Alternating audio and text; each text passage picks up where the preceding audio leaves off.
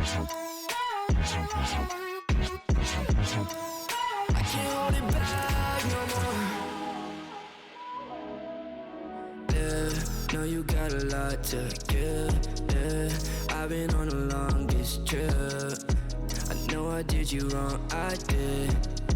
I tried to get along, I did. I don't wanna lie. Are you ready to die? Got me like bye, bye, bye, bye, bye. Oh, I can't let it go when the moment passes. I guess I'm only average. Blessings always come, but they go the fastest. I can't hold it back.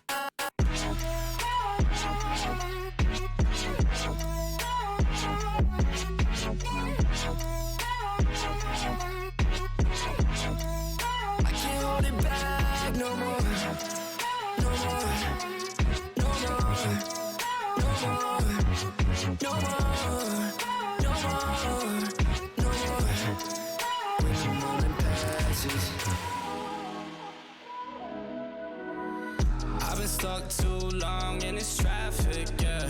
All these people fake, yeah, they plastic, yeah. Now I feel like Shaq with the magic, yeah. Now I feel like Messi with the hat trick. I've been waiting now for this too dang long. You ain't know me back then, please don't ever hit my phone. I don't sign no merch, I need my name up in that stone. I've been on the road, I swear I do not got a home, yeah. I can't let it go when a moment passes, yeah. Guess I'm only average. Blessings always come, but they go the fastest. I can't hold it back no more.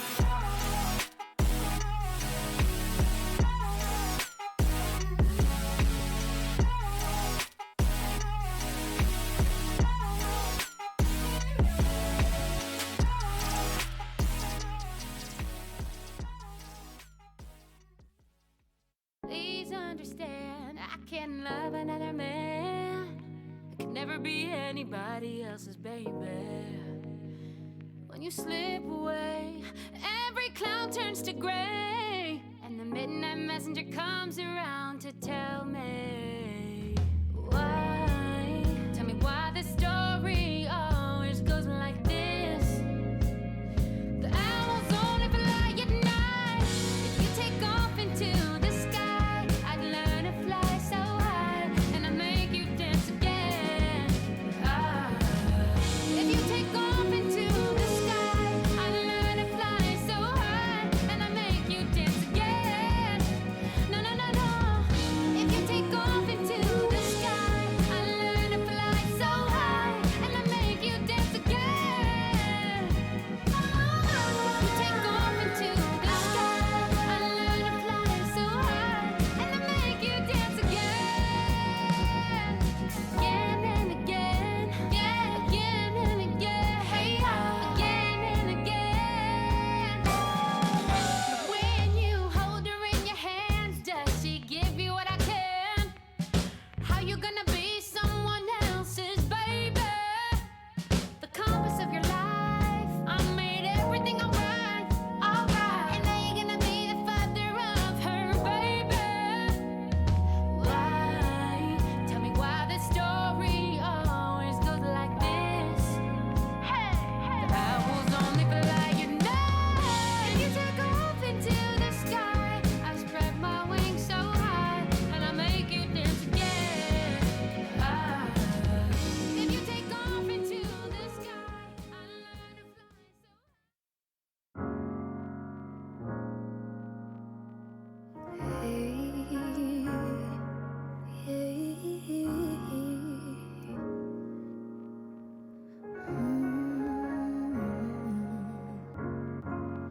We ain't got nowhere to be.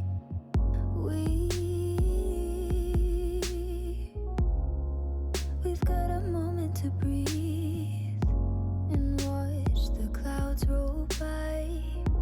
There's no such thing as time when we.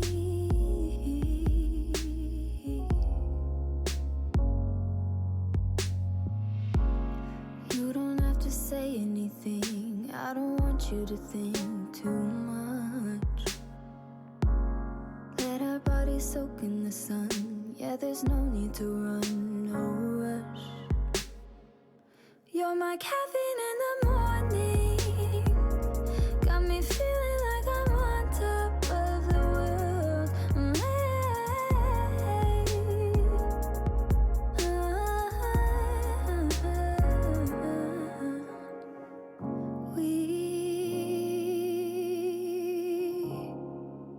We don't try to impress.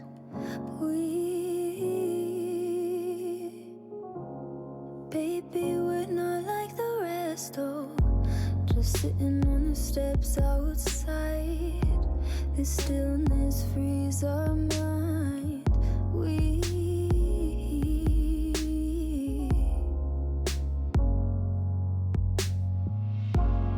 You don't have to say anything.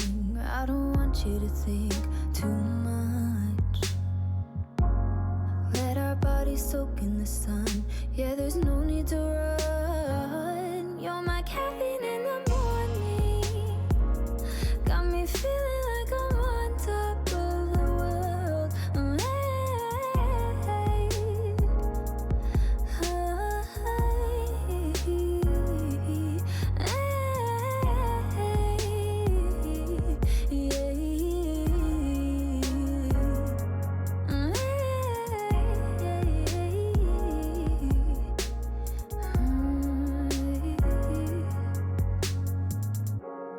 You don't have to say anything. I don't want you to think too much. Let our bodies soak in the sun. Yeah, there's no need to run. You're my caffeine in the morning. Got me feeling like I'm on top of the world.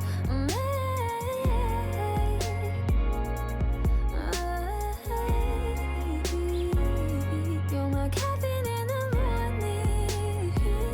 Got me feeling like I'm on top of the world.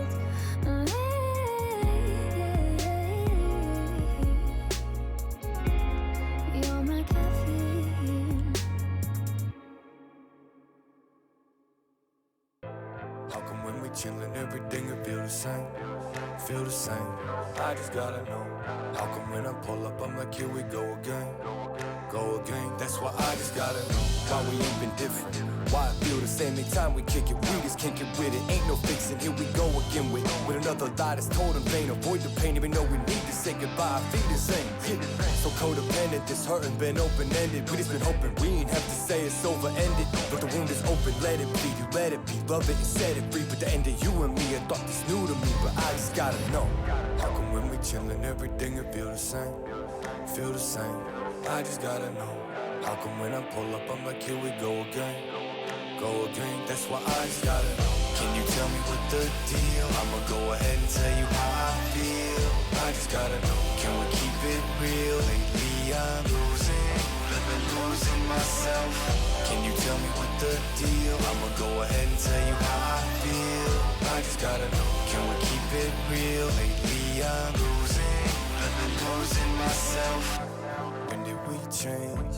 When did all the love that we had go away? Yeah. When did we change? When did all the love that we had go away?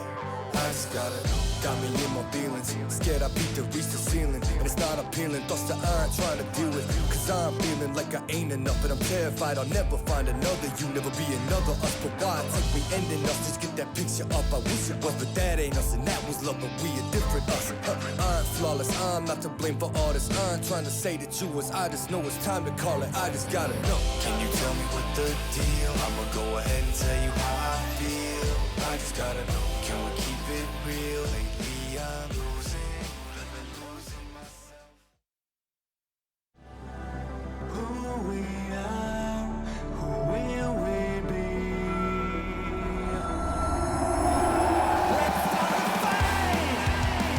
ASL 시즌 9 Reflection.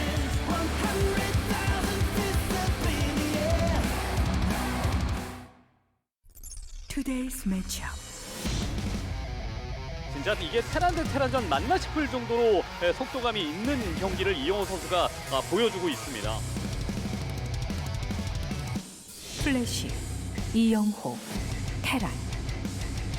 송경 선수 잡아내면서 8강 진출은 일어났습니다.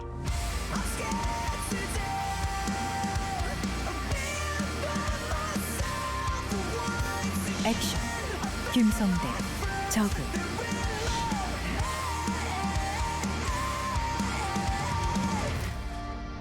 ASL 시즌 9 8강. 핫식스 아프리카 TV 콜로세움 라이브. ASL에 오신 것을 환영합니다. What is up, everybody? Welcome to another day here of the ASL. We've got quite the match coming up here, Artosis. Oh, of course we do. Yes, this is the round of 8 of 퍼포먼스로 ASL teams. 앞서가다 LG 울트라기어 그리고 this is 넘버원 where the 에너지 tournament 드링크 really gets 핫식스가 good. 함께하는 We ASL have a 시즌 9. quick 지난주까지 interview we're gonna have with 펼쳐졌던 our two players, see their 16강에서는 thoughts, and 저그가 then we're 4명, gonna hop into 프로토스와 this 테란이 best of 각각 five. 2명씩 살아남으면서 8강 대진이 Again, 모두 I'm super 완성됐는데요. excited for this. 자, I really 오늘은 am 8강 curious 첫 to see 경기죠. how 이영호 Action's 선수와 going to approach 김성대 선수의 someone as 경기가 strong as 펼쳐집니다. Flash, the 경기를 best 앞두고 player 있는 of 두 all time, 선수와 이야기 StarCraft. 나눠보겠습니다. 안녕하세요. It's our first quarterfinal 자, match. 먼저 이영호 Here's our 선수 players. Hello. They 8강 say hello 상대가 back. 또 한때 같은 Starting with you, 팀이었던 Flash. 김성대 선수를 만나게 되셨습니다. 대진이 You're 완성됐을 going up 때 좀 against your 기분은 former teammate 어떠셨나요? Action. 일단 아무래도 What are your thoughts about this match? 저그전이다 보니까 홍규나 성대 Since 만나고 it's, 싶었는데 TVZ. 만났을 때 그래도 나쁘진 않겠구나. 왜냐면 나머지 I 한 was 명이 태경이 hoping to face off either 형이어가지고 Action or Larva. 쉽지 않을 것 같아서 그렇게 원했는데 Action, I feel like, is a good opponent. 그거보다 더 좋아하셨던 걸로 알고 있어요. 저한테 굉장한 감사 Said it's better to 인사를 face off against one 표현하셨던 of 걸로 the 알고 있는데 Action than to 이렇게 face off against Bisu. 차분하게 소감을 말씀하시다니요. 아 So he's 그때는 actually pretty 굉장히 grateful to be 좋았는데 facing 왜냐면 Action. He says you seem pretty calm. 남아있던 사람이 태경이 Yeah, 형일 I'm pretty 수도 happy to be in a match like 있었기 this. 때문에 굉장히 좋았고요. 그래도 또 I was 기조 worried I 안 might be 걸린 게 beating 너무 Bisu 좋았어요. earlier. 기조도 안 걸렸고 이번에 좀 빨리 한다는 게 너무 좋아요. 사실 제가 여러 시즌 이영호 I'm not in 선수를 Group 좀 D's. 뒤쪽에 추첨을 해드린 적이 Excuse me, I 있었는데 was hoping to play 이번 my games 시즌은 earlier. 첫 경기를 또 앞두게 되셨습니다. 아마 8강 대진 추첨을 하고 난 이후에 the 가장 other 저를 season, you were in a 야속하게 later group. 생각하셨을 선수가 김성대 선수가 But this season, it's 아니었을까 quite 하는 different. 생각이 듭니다. 안녕하세요, 김성대 선수. 안녕하세요. Well, 저를 let's talk 많이 to you now, 원망하셨을 Action. 것 같아요. 두 시즌 연속 think his 8강에 mic's not 진출하셨는데 첫 Alright, how 상대가 are you feeling 이영호 going into this 선수네요. match, Action? 대진이 완성되고 지금 어떤 기분이 드셨나요? She says you made it to the quarterfinals 2 seasons in a row, excuse me, and then got knocked out. What's going through your mind now that you're here against Flash? 약간 아쉬운 마음이 크긴 했어요. 근데 I had big 또 어쨌든 goals 뭐 for this season. 8강이 높은 곳은 아니지만 어쨌든 영호랑 뭐 다전제를 해본 경험도 없고 그래도 뭐 한번 I mean, 해보면은 또 경험이 되지 않을까 싶어서 좋게 생각하려고. 제가 I tried- 김성대 I don't do 선수의 too well 눈을 against 잘 못 Flash against long 보겠어요. series. 아까 대기실에서도 저를 좀 굉장히 야속한 표정으로 보시던데 그래도 오늘 So 준비를 잘 he 해오셨겠죠. basically said he's going to take this as a good experience 연습은 열심히 and a learning 했고요. experience. 그 솔직히 뽑는 순간은 별로 그러니까 원망한 건 I've worked really hard. 막 사람을 prepare for him. 미워하진 않고 그냥 뭐 좋게 Honestly, I 생각하려고. blamed it on you 매 to 시즌 have me 저를 원망하는 getting selected to 선수들은 go 늘 against Flash. 있습니다. 사실 또 더 야속하게 느껴졌을 But as 이번 time goes 대진은 by, 최근에 또 and I'm here 온라인상에서 now, I'm 펼쳐졌던 basically trying to take this as a positive learning 결승에서 experience. 이영호 선수가 저그 선수들을 Yes, also 올킬하는 모습을 recently 또 in 직접 online 보셨잖아요. 그래서 더 제가 좀 야속하시지 You watched 않았을까 Flash's 생각이 드는데 그때 보면서 좀 어떤 느낌이셨나요? He beat. 저는 뭐 항상 영호가 Excuse me. When you watch his online matches, what is your mindset? 뭔가 Well, 더 obviously, Flash always plays very well. 그러니까 항상 그런 것 같아요 매번 영호는. 네. 근데 Somehow, when I watch that online 그러는 tournament, 와중에 이제 it seems like he's 팬분들이 showing his 많이 best 놀러 form. 와서 몇 번을 Meanwhile, 죽이더라고요. 그래가지고 a lot of my 그냥 fans 뭐 좋게 생각하려고요. come to my channel and 이영호 say 선수의 기량은 사실 꺾일 줄 모르는 bitter things. 상태잖아요. 이영호 선수 지난 So 16강 it's a bit 경기에서도 painful 나의 테란전은 getting that feedback going 15분 up 안에 against Flash. 끝낸다라는 말을 또 So Flash in the round of 지켜내면서 16. 집으로 돌아가셔서 본인조의 경기를 You mentioned that your 중계하시는 TVT 굉장히 doesn't go on for that 재밌는 long, 상황을 또 so if people are not fans 연출하시긴 of TVT, 했는데요. they should start 만약에 watching my 오늘 games. 경기도 승리한다면 좀 어떤 식으로 And in 끝나게 fact, when you won your 될까요? match there, you went home, you started casting the rest of the games from your personal stream at home. 좀 길게 가면 안 좋을 How 것 fast 같고, do you think you 좀 can finish this 초장에 match 좀 here 잘 today? 이기면, 쉽게 알 것 같은데 스코어 예측은 안 되고 사실 김성대 I 선수를 don't- I don't think I want these games to go too late. 선수라고 생각해요. And it's TVZ against Flash. I think Action's actually quite underrated. He is a strong player. 양 선수 모두 So I'm going to ASL에서는 have to be 상대 careful. 전적전에서 So I should proceed 승리를 with caution 차지하고 in this 있다는 match. 점이 또 오늘 경기를 지켜보고 계실 많은 분들이 좀 주목하고 계실 점인데요. 서로가 생각하는 또 상대의 So I think these 강점이 two 있을 것 players, 같아요. 김성대 in 선수, terms of win 이영호 선수의 rates, 강점에 대해서 어떻게 In 생각하시나요? fact, you both have the highest win rate in the respective matchup. Flash having the best in TVZ, Action having the best in ZVT. What is your personal strength coming into this Action? He says strength? Everything, I guess. 약점도 잘 모르겠어요. 그래가지고 할 말은 없고. 이영호 선수는 또 방금 전에 김성대 선수가 I think 가장 it's my 과소평가된 problem 선수인 is 것 just trying to find 같다라고 one of 얘기를 Flash's weak 하셨는데 points. He doesn't seem to have any. 김성대 선수의 강점에 대해서는 그럼 어떻게 생각하시나요? What is your 뭔가 take on? 옛날에는 무조건 후반을 가려고 했는데 요새는 Excuse me, she asked him what you kind of 잘 score 쓰게 action and what do you think his strengths and weaknesses are. 훨씬 더 강력해진 So 것 we tend to have 같고 long games, especially 저도 recently. 사실 오늘 생각하고 온 He 게 can play well in short games as well.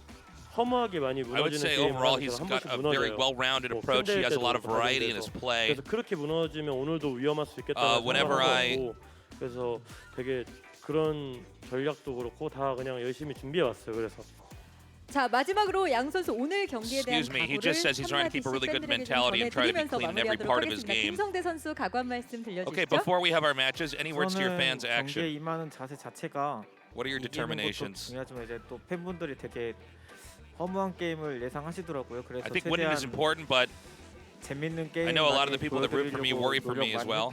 그래서 But 오늘 listen, I'm going to do my best. I'm going to show some 지더라도 꼭 좋은 good 모습 performance and some entertaining games. 기대하도록 하겠습니다. And 이영호 I'm also 선수 going to do 각오 my 한마디 best to win. But 들려주시죠. even if I lose, I 이번 still 시즌 think I'll 재밌게 won't 하고 look too 있고 bad. 경기력이 가면 And to you, 갈수록 Flash? 올라가고 있기 때문에 기대 많이 해주셨으면 좋겠고 I think whenever I have matches, 예, 또 my 테란으로 skills 또 continue to 나가는 develop. 분야기 전에 마지막 대회일 것 같아요. 다음 시즌 무조건 랜덤으로 나갈 as a 생각이어서 Terran, 그래서 진짜 보여줄 수 있는 최대한 좋은 경기력으로 this is the 열심히 last 준비해서 tournament. 보여드리도록 하겠습니다.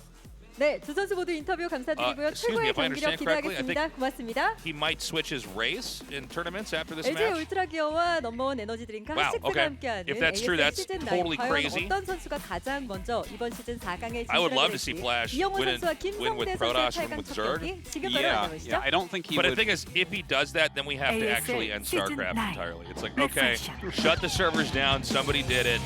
Yeah, I think that. Dude, he should play. He kinda should fun. do it. I wouldn't mind seeing him try ASL's Protoss. I would think his, love that. I don't think his Zerg is quite the level to win it. Or Like he Tosis. could get deep, but not win.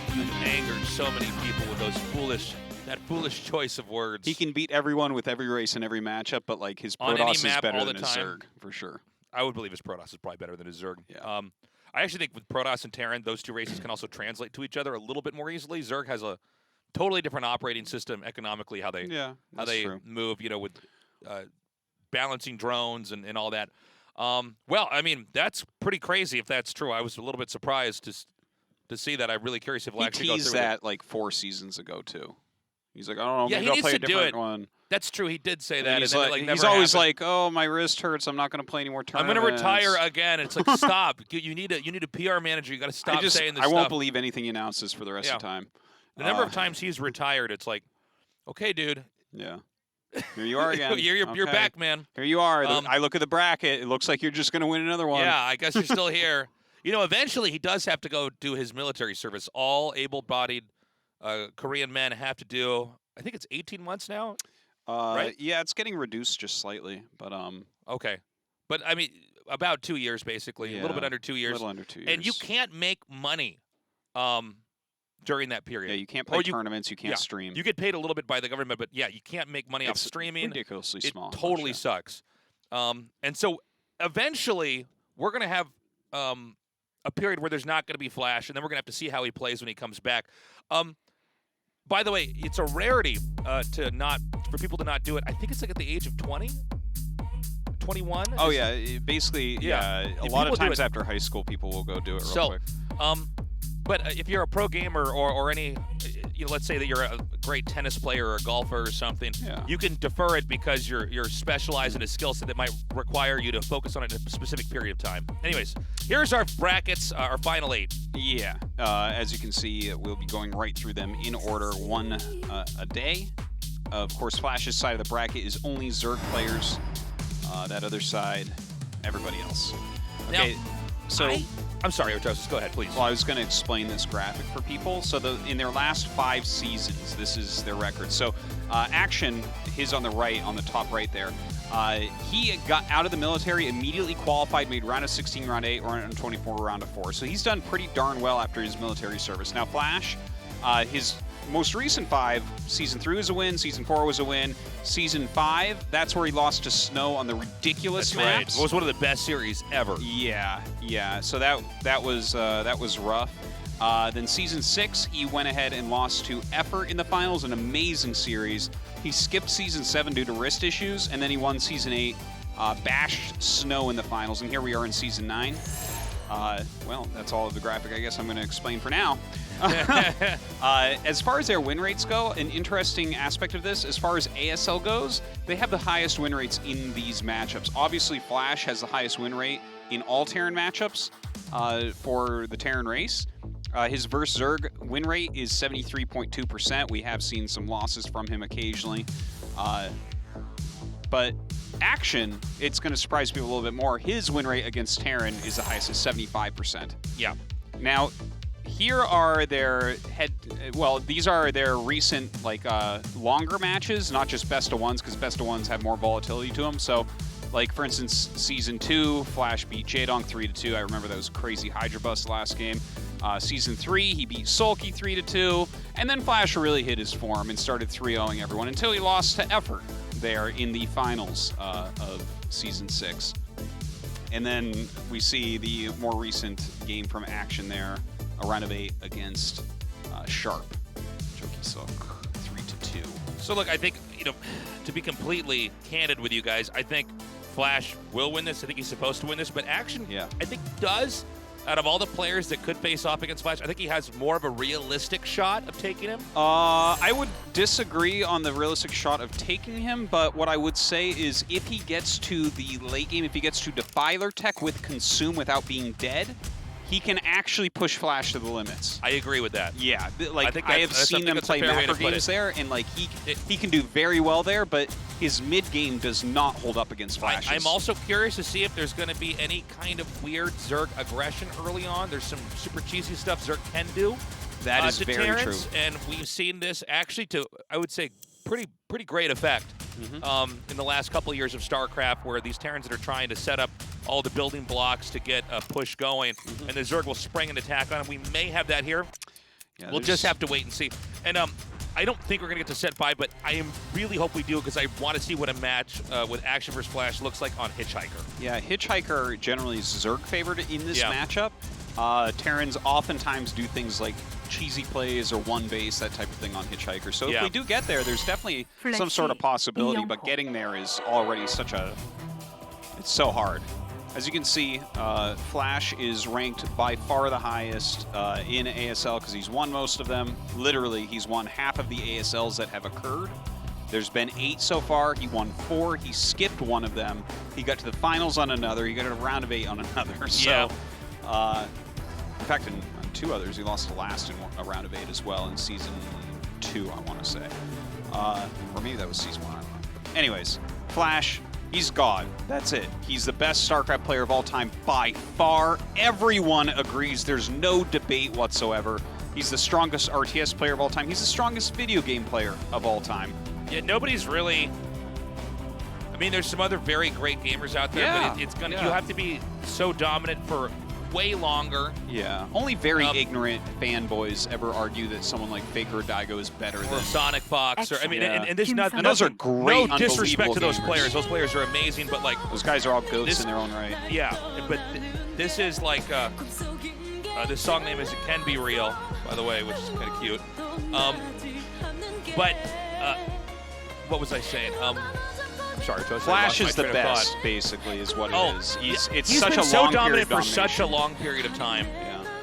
He has 10 major titles. It doesn't even make sense. He's like... And StarCraft is so hard. Well, the thing is, the game's been around for so long. You know, people will talk about, wow, this game's old, people still play it. It's actually really, really active out here.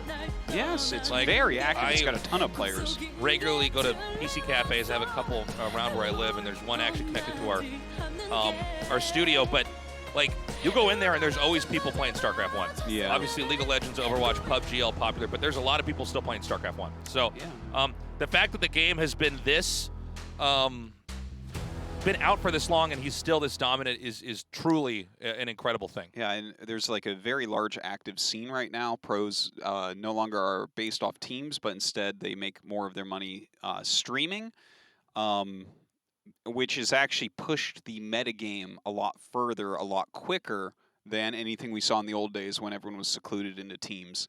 And I mean, Flash has even spoken this because some people are like, well, are they better than they used to be? Yes, they are better than they used to be. Flash has gone on the record saying he is the best he's ever been. He is stronger than he's ever been. I don't know if what this weird attitude was with people on the internet, assuming that like the games back then were better. Well, it's specifically a small subset of people, mostly on Team Liquid, that want to believe that like it's very odd. It also shows that they really don't quite get how the game works. Like it's like. The games we have now are by far the best, by far the most sophisticated. And that's not to say, the thing is the training regimen in those days was probably much better in many, many ways. In some senses, if you could somehow import the knowledge that exists today into those players playing in those circumstances, then they would probably surpass these players because they're training more vigorously. So that would be a fair point towards it. In theory, I think, yes. But one of the reasons why we had players all living together at the time was because they had to play on LAN because the internet was not. Playing on LAN and then playing in online matches was like a totally different thing. And so with streaming now and well, it was a team-based sport too, right? That's kind of like yes, but it was also like there's no way you could have a team and people were all in different houses and be as successful. You had to play on that setting. Not just that, but also the fact that like there are so well, I mean, there's a lot to this, but also just the fact that now you can be a free agent as a player. You can stream and make money and have matches there, and so the environment's changed. But certainly, the games that we have now are absolutely of the highest quality, and I think it's going to just continue to get better and better. I mean, the game is still being unpacked. We're continuing to have new maps come out that allow for people to look at the game in a different way and for new strategies to come out. And again, the meta, even on the most basic maps, the meta has shifted. Oh, by far. It's crazy how quickly the game evolves right now because of basically, you know, all the teams. Let's say that there's 8 teams in Kespa, right? It was something like that. Top of my head. I actually don't know. I think you're right. I think it was 8. It was 8 to 9 teams. 9. There was one military team that was there for a little bit. Yeah, that one doesn't count. That one sucked. That one sucked. Yeah. But basically, each team has a certain amount of like really high-level genius players, right? Yeah. So, and there's not like a lot of exchange between teams. Some teams had like loose deals with each other where they practiced together. Yeah. But yeah, now basically you have all the best players showing all their games all the time and talking to each other all the time. So like the metagame just goes and jumps. It's actually wild to watch. That's a very good point. Very exciting because of that. And it's like you'd have like a pod of like 8 people all together sharing their information, and it wouldn't get transferred to the other side. Yeah. So people would come up with stuff and it would be brilliant and just rock the scene and win a championship or something occasionally. But that's what we have now is just, it's cool because strategically the game is getting so much more figured out. And it's just, it's there's awesome. also, unfortunately, most of this stuff is in Korean, but there's a lot more tools out there to learn than there were before. I think one of the problems... What do you mean? Just tons of YouTube tutorials and stuff like that. Oh, yeah. There's a ton of great stuff. Yeah. And I think historically, StarCraft had a huge problem where a lot of the guides you could look up were complete garbage and did not. I mean, it was actually like this was some of the stuff you could use to learn StarCraft. To learn StarCraft online was about as dumb as like flat earther stuff. It's like, okay, this is so. You have no idea how the game works, but someone's decided that they're an expert and they'll write something up. Now pros have a lot more tutorials out there. I hope we can eventually have more of those translated into English. Shout out to Jinjin. He's the man. That's right. But yeah, anyways, we're in this like kind of beautiful time where Flash is the strongest he's been. He's so ridiculous. Now going up against Action, we've been talking about Flash for 100 million years now. Yeah. I do want to talk about Action some. This guy has been known as one of the hardest workers in StarCraft since like 2007, 2008. Yeah. Was right around when he got drafted. I remember I lived with him for over a year in the Eastro team. And he was just like, plays more than anyone, great attitude, trying his ass off all the time. Eventually, when Eastro did get disbanded in, like, what was it, 2009, 2010, he got drafted into KT, so he was actually a teammate of Flash for a while. He was still coming up, and the thing is, obviously, eventually, StarCraft 1, the pro scene kind of fell apart. He went to the military, he came back, he's been in ASL, and he's looking good. He's looking strong. He's a very good macro Zerg. His mid-game isn't quite to the level of like Flash, but when he gets to Defiler Tech, I've seen games between these two where if action gets there, it's like the most insane macro fest, man. There are like just Defilers and Lings and Ultras everywhere, and Flash is trying to keep bases alive and kill bases, and it becomes amazing and epic. Excuse me. You know, one thing that we should point out, I think we're going to have a little bit more downtime here. I think there's something wrong with Flash's audio, but when it gets fixed, we'll hop into the game. So sit tight, guys. To talk about the matchup for a second, basically, the Defiler ability Consume is the most significant, I guess, timestamp for the Zerg in the matchup. When you get Consume, you can eat Lings or anything else, but usually Zerglings, and keep casting Dark Swarms. And Dark Swarm is the most impactful spell in this matchup. Yeah, Dark Swarm. Dark Swarm basically stops any progress from Terran. So a lot of the matchup and the game in general is centered around the Terran trying to push and kill the Zerg before Dark Swarm Consume comes out. So because then the Dark Swarm, the rate at which it comes out is insane. So we'll see how that goes. A lot of times it's a push that comes out to try to stop the third base. We'll be unpacking more of that. But I do think out of all the Zerg players that we have in the entire world, if the actions play is by far the best as far as Defilers go, ZVT. It's incredible. It might be. I think it's better than Larva. I'm trying to think. I think Sulky's very strong, but I don't default think of him in his Defiler play. It's a little bit hard to nail that down all the way. I think that all of our macro Zergs definitely are very good in that area, like Larva and Sulky and Action. Yeah. But yeah, it's hard because they all get there with a different quality of economy and units and all those things, which will make it look a certain way. Like someone like Sulky will get into Defiler Tech and he'll already be winning the game. Whereas most Zergs, it like looks like they're losing, then the Defilers are out, and then the game stabilizes, and then it's like kind of even. Yeah.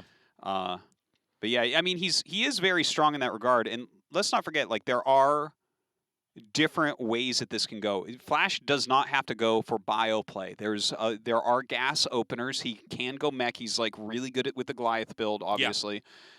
He's very strong with the 1/1/1s. He can play Wraith builds, though I don't know that we'll see any of those. Like maybe on Hitchhiker we could see it if we got there.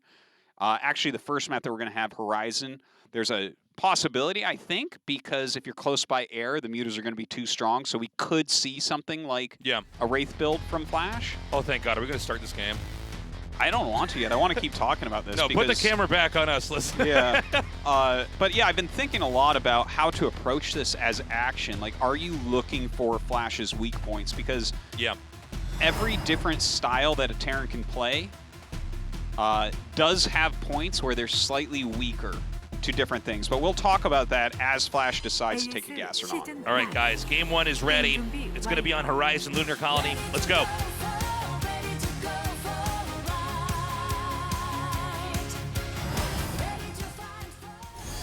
호라이즌 달기지에서 게임을 시작합니다.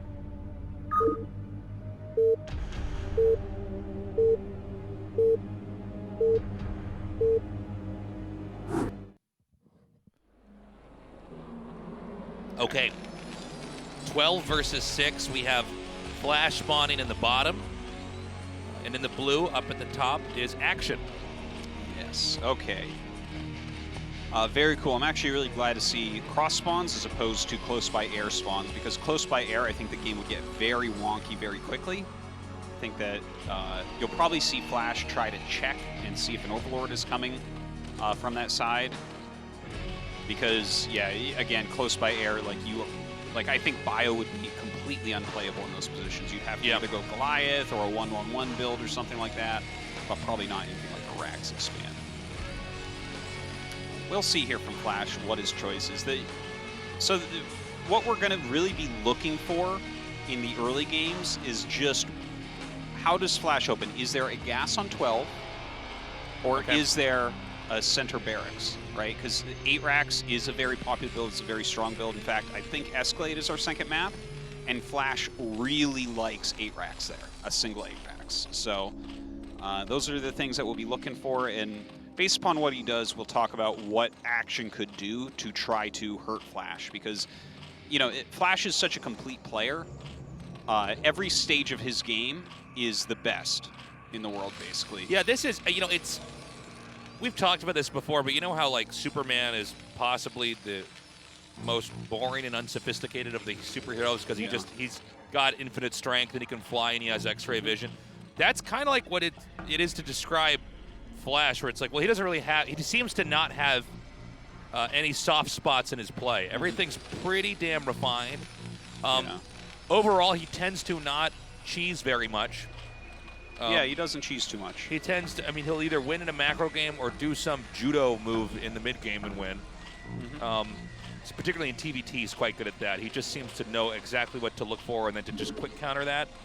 Yeah, well, I think that is, like, people, they asked Action during the interview, like, what's strong points about Flash or whatever. He's talking about how it's hard to find weak points, and that's super true. But I think that Flash's actual superpower is his understanding of the game. He just understands the game far above everybody else, truly. If you watch on Jin Jin's YouTube channel, because that's one of the few things you could find a translation. I believe that's Jin Jin 5000. Okay, he is the guy that translates a lot of the things that pro gamers put out there. Criminally undersubscribed YouTube channel. Yeah, it's actually very interesting because you can hear him. It's translated in English talking, and it's like, oh yeah, he just seems to understand the game in such a clear and concise way. Yeah. In a game that can at times be so convoluted and so hard to understand. That's very, very true. Okay, so Flash did scout him out. He did do this gas opener, and this very much looks like the Goliath build, but we can't tell yet.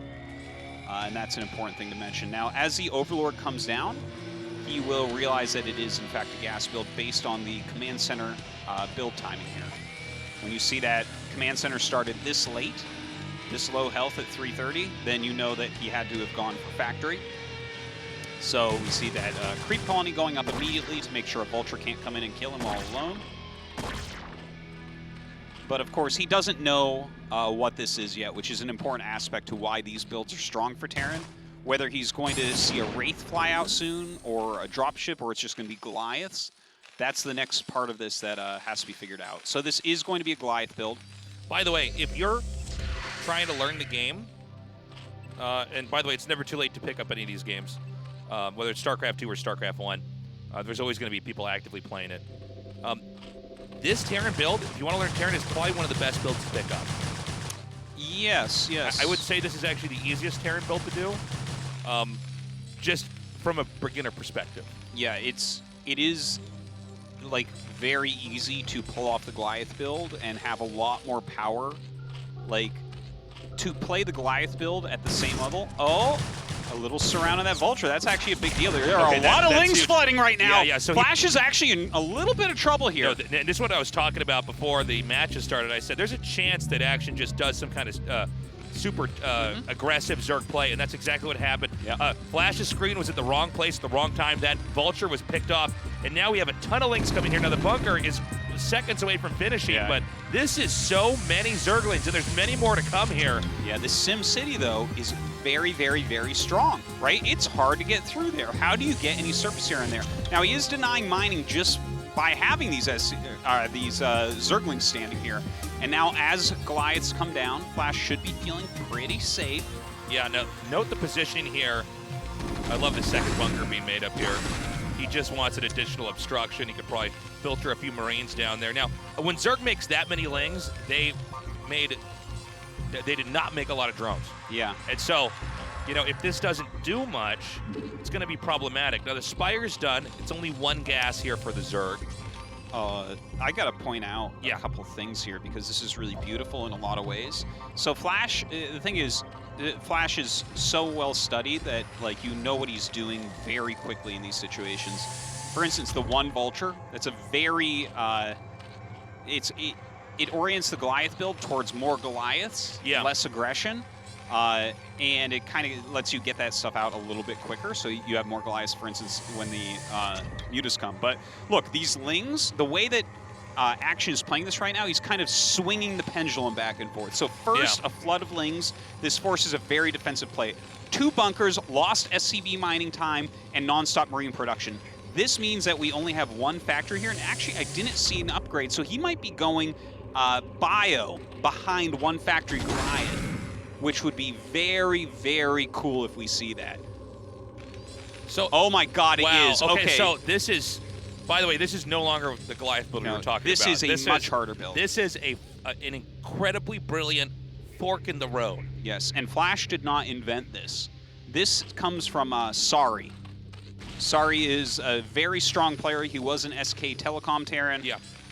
He's just, like, I don't know if he's the one that originally came up with it, but he's the one that we first saw do this. Yeah. So it's a 1 factory Goliath, and the thing is you can't really tell that it's bio behind. It's masked perfectly. Yeah, you see, like, where he even placed his buildings. Anybody who's worth their chops in StarCraft sees a Goliath on a fast expand and is already mentally painting a picture of a game where you're going to be fighting mass mech. Now, there are some mech units, but behind this is going to be this bio play, and the unit composition and the approach to a bio player and a mech player is entirely different. And so I think Action may be completely blindsided by this. He might be.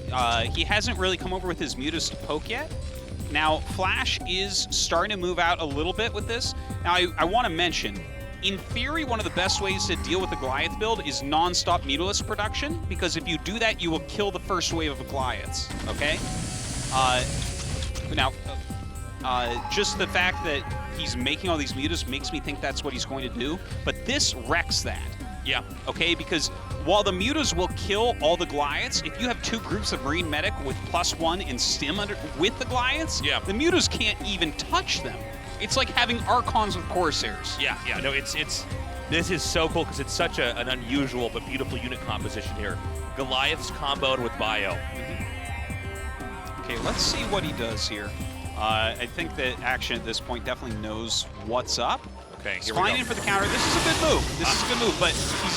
Oh, Flash actually turns around. By the way, so this is great for Action. This is armor upgraded Mutas here. So this is actually a lot harder to take on. You'd be amazed at how much more robust Mutas are with just +1 armor here.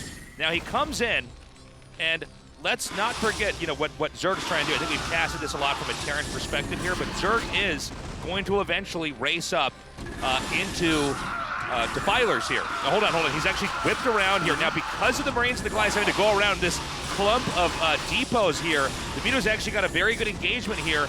I actually think Flash might end up losing this. This is so many Mutas coming through now. Well, he's not going to lose right this second, but this has done a lot. This has been a very effective attack. This is working, man. Look, I mean, look, same is true in StarCraft 2 as it is in StarCraft 1. If you're over the Terrans' production, like their barracks, their factories for a long time, it's like, okay, they're probably going to lose. And oh my God, he's got the Lings in here. Yeah, Lings with Mutas. This is huge. He's going to come in. I can't believe this. I think we might see Action take this. No. I'm sorry, I got a little bit too excited. I understand that you're excited. You're never actually going to kill with that move right there. It's like very, very difficult because if you look at the building placement and everything, he's got turrets near the barracks, so he can just get enough Marines to push it out. But he's done so much damage, right? This is very good for Action right now. I want to see what his tech is at home, though. Yeah, Is he going to try to stay on Mutas here? You know, there isn't a style where you just keep making Mutas and you try to kind of snowball the game a little bit. But I don't know. We haven't really gotten that many shots of what's actually back in the Zerg base. We've mostly been following the Muta action. I want to know, is there a hive coming? Okay, so he has the evolution chamber in the Hydralisk. There we go, okay. If he can get into some lurkers, which he's going to be able to, right? Yeah. That's really good. Now, does he try to utilize them for a contain? Does he try to even attack with them? That would be kind of crazy. But we don't even have a starport for Flash. So looking at this right now, this game looks very good for Action. Yeah, no, this is Action's game right now. completely taking the wind out of the sails of the Terrans build here. Looks like Flash is going to try to push again. Lurkers are just around the corner here. Yeah, they are coming. And look at this. The Mutas want to just keep everything at home until he has his Lurkers in position. So that's why he keeps flying in the sides. Like this group, this army that Flash has will actually beat everything that Action has if they go head-to-head. He needs those Lurkers out. So he's going to try to slow it down, it looks like, with these Mutas on the sides. See, he's making Flash turn around. He's threatening counterattacks. The thing is, Flash has enough to stop a counterattack. But once those Lurkers are up, he's not really likely to break in anywhere. Yeah. And with the late starports, that means that Defiler tech will be out before he has any bust timing, which means that's reasonable for Action. That's the area he wants to be in. Once again, the army is fished back in here. Looks like he's going to try to just pop through the main and pick off a few SCVs. And again, this is a great play here by Action. I'm really liking this. Yeah, he's playing very nicely. There's no doubt about that. The first counterattack of the Mutas did beautifully. Okay, so you see that Flash has popped out a siege tank. This is going to be cool to see how he wants to go about this. Like, is he going to try to siege the third and push in before Defilers are out? He's only got one tank. Oh, those are hold position. Okay. Oh, he's my God. skipping Hive. He hasn't gotten Hive yet. Oh, yeah, I guess we just saw him throw down the This is crazy. This counterattack, remember, without many tanks in this army, you really have to be able to kind of surround the Lurkers to do a great attack here. He's now denied reinforcements, but this army is a threat. I don't know, man. There's so many Lurkers. By the way, this was actually a little bit ago, but we saw... Oh, hold on a second. We're actually about to have another attack up here. Well, right now, he burrowed those Lurkers. He was trying to do a sneaky maneuver, but now Flash is playing very carefully here and cleaning them up. And so he was bringing down his army to try to help those Lurkers. Yeah. But that was kind of 5 Lurkers for free for Flash. Yeah, that's a pretty good situation. Finally, the science facility's up, by the way. We saw Mutas take out the SCV making that, but he has that up. And this is the moment where we're going to have Irradiate come into play. Irradiate hard counters Mutalisks. Yeah, and there's not that many Mutalisks left right now. Right. The detection the vessel gives is going to be big as well. We've seen Flash using lots of scans to figure out where he's at, and he's got to be very cognizant of possible hold position Lurkers, because that is something that can do game-ending damage very quickly. Okay, the push is coming forward now. Hive Tech on the way. Yeah, just finished. Lots of Lurkers out on the map, but Flash actually has fielded a large army at this point. And, like, I mean, Lurkers are good, but they really need to be paired with the pilots. Yeah, they're not good standalone units. Now, that is just enough Lurkers that Terran has to think twice about diving on it. And Zerg is going to attack it here now. Now, these tanks are in siege mode here. Terran has to try to hold his ground. He's going on siege. He's going to try to back up, and he might lose every tank. Yeah, he's lost 2 of them. He's lost all of them. Oh, wow, that's really going to slow down his push even more. Beautiful play by Action once again. Okay. Defiler Mound inbound. Remember, we want to see that Consume upgrade come. When the Consume upgrade comes, it becomes a completely different matchup. Yeah, it's going to be very hard to break anything, especially with such a low vessel count. He goes ahead and throws 1 Irradiate down on a Lurker. He's got to continue to reduce that count. Every tank is very important. Okay, he's actually gonna go for this. He knows that the Defilers are going to kill him if he doesn't get something done. So a beautiful spread here from Flash. Wow. Attacks the Lurkers and does a great job there. You can see there was a counterattack to come up from behind here. Is this enough Lurkers now? I think he's going to be able to hold this position. So that was a great bust he did, but an attack from behind cleans this up. Let's see if he can get rid of this vessel, too. There's some Marines coming down here to try to save it. He's stimming to actually try to get there a little more quickly, and he saves it. Great job by Flash. Yeah, overall, this was good for Flash, what just happened there. Like, we did see his army go away, but, like, if Action had all of his units up there, Flash would not have been able to trade with the Lurkers as well. Right. You need to be reducing this Lurker count as much as possible. Action is still only on 3 gas. And if you can keep him on 3 gas, you can stay on your 2 gas and fight against him. Okay. Terran still sitting on 2 base, powering very hard. It looks like the second push is going to come out. By the way, Terran can, like, lose a huge push and still have another chance to come back again. I want to point that out. There's certain unit comps that you just can't lose at all. Every medic you can trade along. Yeah. Okay, targeting that Defiler, very good second Dark Storm. That was really important. Anytime you can target Defiler down, it is so important. In fact, he uses the splash damage and takes it down. A really important target there from Flash. Another spell that we're going to have upgraded here and will be very important is Plague. Getting Plague on that Terran army is huge. Yeah. It drains all the medics of their energy, unless you can control it perfectly, and it makes it so that everything just dies in one hit. Oh my god, look at this. But the Dark Storm comes down. Oh, just awesome. You can see Action holding the 2 different angles you can go through the middle of the map at. Yeah. Really, really big, really important stuff. Now he's going to sack this vessel to get rid of that Defiler. You can see how aggressive Flash is being, trading consistently over and over against these units because he can't let them close to his base. This is one of the biggest things in Terran vs. Zerg. When they have Defiler Lurker on the map, you must keep it far away because if it gets to your natural, you're done. Right. You need to have that distance there. Because one thing about Dark Storm is Terrans really can't quite engage with it. Here we go. The Dark Storm wears off. He pulls away, actually getting all 3, almost getting all 3 Lurkers out. He's going to come back here again. Even 1 Lurker under Dark Storm must be respected here, and he even picks off. Beautiful. Oh my God, great Plague here. Great Action, again, this is what we were talking about. The best late game ZVTer. He's very strong. You can really see that here. Like, he is utilizing his Lurkers and Lings very well. He's continually pushing Flash back. Look at that, another Dark Swarm. That's just an area he holds. It's very hard for Terran to do anything against that. A quick clarification here for the people that aren't that familiar with StarCraft. Siege tanks do some splash damage to things above ground in Dark Swarm. Yeah, and in fact, the splash can technically hit things that are underground. Oh, but can it? Yeah, it's kind of tricky. You have to stand a unit in the correct place to hit the Lurker underneath. Oh, I didn't know about that. So there are, like, very weird scenarios where you can do that. A few properties you want to watch for. So, for instance, like, you just want to keep an eye for that because, like, you can do some damage, but overall, the Zerg is way stronger and way better under Dark Swarm. Yeah. Yeah, if you have, like, 1,000,000 tanks, then you can kind of kill stuff under Dark Swarm. Yeah. But, that's for mech.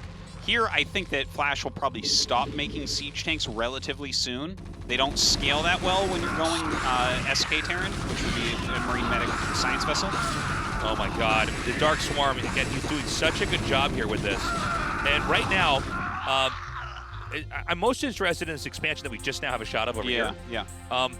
Because that could be pushed by Terran, but it doesn't seem like Flash can get there. And by the way, when you have the 4th gas up, you have enough for Ultras. We just saw an Ultralisk over there, and Ultras have an incredible amount of sustain in these fights. And when paired with Adrenalings or Cracklings, as some people call them, they're very, very strong.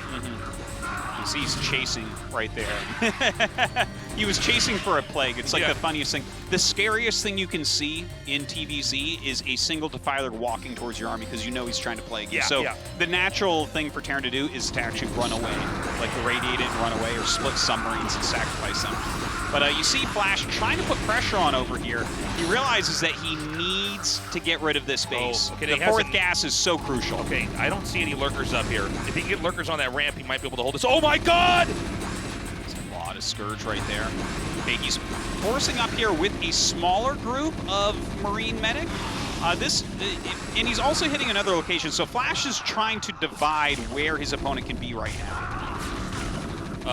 Is he going to be able to get this base? I can't imagine. I'm on the edge of my seat right now trying to figure out if he's going to be able to pop Lurkers or something else through there. Okay, so many Scourge coming through here, hitting all of these vessels. Oh, it's a great move to do. Oh my God. But he's going to kill this base. That's huge. It's kind of worth it at the end of the day. But that was a great move. I just got to throw out from Action. Yeah. That's when you want to Scourge vessels, is when there's a sloppy engagement with lots of Ultra and Ling, because you have to target every Scourge because they are the lowest priority. Yeah. So crazy. Okay, so that hatch goes down. I can't believe you got that hatch. Main is mined out. The natural is not that far away from mining out, so we do want to keep our eyes on this new base over here. If a Dark Swarm gets thrown down over there and Lurkers pop over there, he's going to have to give that up. So it's incredibly important that Flash defends this area too. Yeah. Now he's got 2/2 upgrades. I saw +4 on those Ultras for armor. Hopefully Flash has his +3 well on the way, because like that's really so important against these Ultralisk-based armies. Now getting him his opponent down to just 3 gases again, it's kind of like the really crucial moment. Oh, he's losing more and more vessels, though. It's so tough to stay alive in these situations. One of the easiest ways to follow a chaotic TVZ is to keep an eye on how many vessels have stayed alive in the game. Yeah. Because you can get so much value out of Dark Swarming over and over again. If he had 8 vessels right now, I'd be like, oh, he's got this. You know? Yeah. Between Irradiant and Defensive Matrix, which is very handy in a lot of situations as well. Yeah. By the way, in case you're wondering why there's a floating science facility, it's just good to scout, and also sometimes Scourge will bump into it. Oh, absolutely, yeah. And the thing is, you're not going to make anything that hits air in a game like this. This is... Oh, lift that. Oh my God! Lift it off! My God. That's craziness. I can't believe Dark that. Swarm, man. I know, dude. Well, it's funny because Adrenalings do damage so fast. Oh my God, another vessel goes down. Crazy. I would have loved to see Scourge fly into the command center and kill it. It would be the most satisfying thing dude, ever. He's shutting this base down for good. I think he might be shutting Flash down in this game, man. Yeah. Beautiful Swarm right there. Plague on those Marines down the ramp. Yeah. Medics are all not going to have energy now. He is doing a great job. Cannot believe how good this game is right now. I am so happy that we have a match that's this close. Now, Flash is not dead yet, but he is barely hanging on in this game. And we have Adrenalings. He's fighting with SCVs here. He's got medics. By the way, medics on a ramp are another great way to stop Lings from coming in. Oh, absolutely. He's made a lot of fire bats now because he knows his opponent is a little bit low on gas, but fire bats don't do anything against ultras. They almost heal them. You know, it's funny because, fire bats, you would think they would be the natural defense against Ultraling, and it's like, even against Lings are pretty good against them too, to be honest. That's it, GG. Beautiful. Okay. That is awesome. Well, we have a real series now. Hello, God Killer. Seriously, that was very well done by Action. His counterattack in did fantastically. Flash turned his entire army around. Yeah. And then lost his army defending his main. I was actually surprised that he turned around, but he's Flash, so I can't really question too much. But a lot of the times, what you're trying to do against mutas is force them to defend rather than try to run around and stop them from doing damage. Yeah. So maybe he should have moved towards the third with his army at that point. Not sure, but that's a very new build that's out, the One Factory Goliath into Bioplay. And it seems like Action had its number that game. That was a really special game. And that's exactly why, in the interview, we heard it there too. He said, I got to be careful. I think people really underestimate how good Action is. Yeah. I mean, Flash said that in the interview. He said, he's a good player. And he's particularly in that late game. And we saw once he had Defilers out, this guy is a Defiler Whisperer.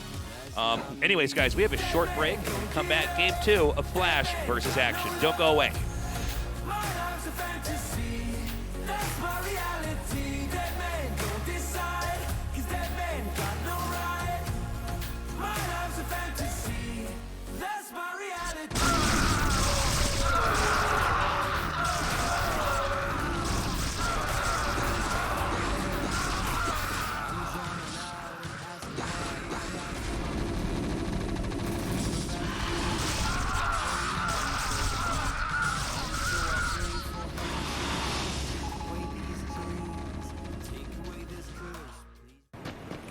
울트라 기어로 부드럽게 이긴다.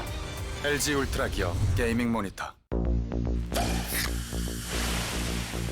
짤짤이 마칠송 사이다 정답이 마칠송 사이다 70년이 사이다 칠성 사이다 우리 입맛엔 칠성 사이다가 좋아요. 울트라 기어로 선명하게 이긴다. LG 울트라 기어 게이밍 모니터. 당신 뭐 핫식스 더킹 아세요? 핫식스 뭐요? 핫식스 더킹. 이거 정말로 맛있는데 제가 오늘 핫식스 더킹 먹을게면 당신은 저한테 빨릴 거예요. 아세요? 이런 악마의 음료 꿀빠시간 그리고 핫식스 더킹 그 빨간 제품 있거든요. 열대 과일 맛이 나요. 열대 과일 맛.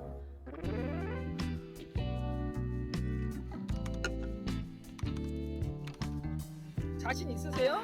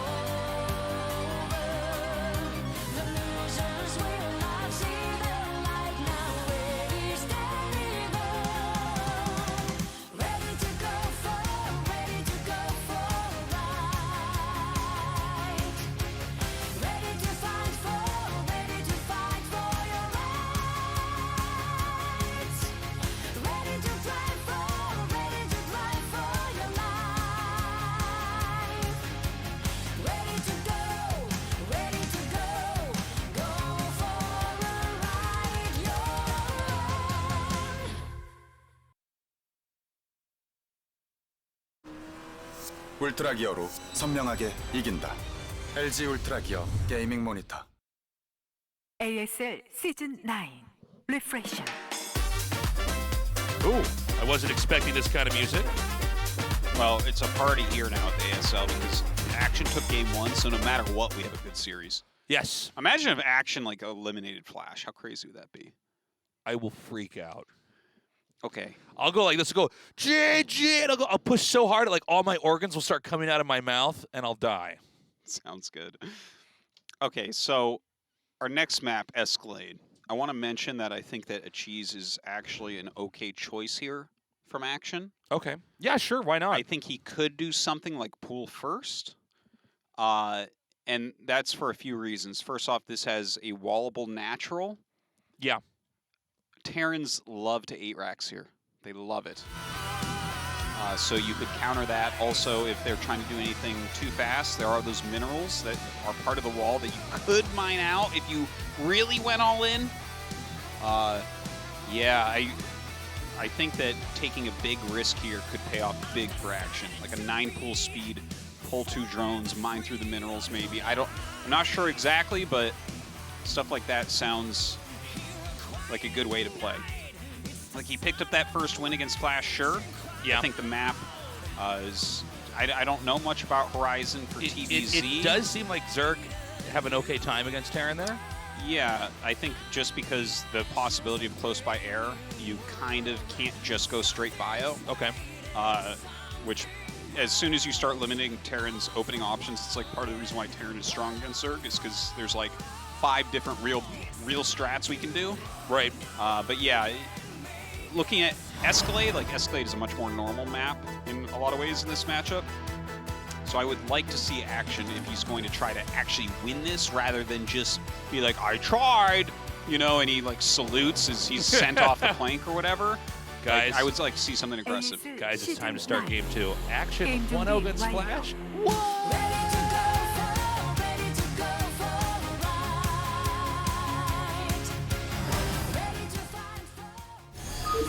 에스컬레이드에서 게임을 시작합니다.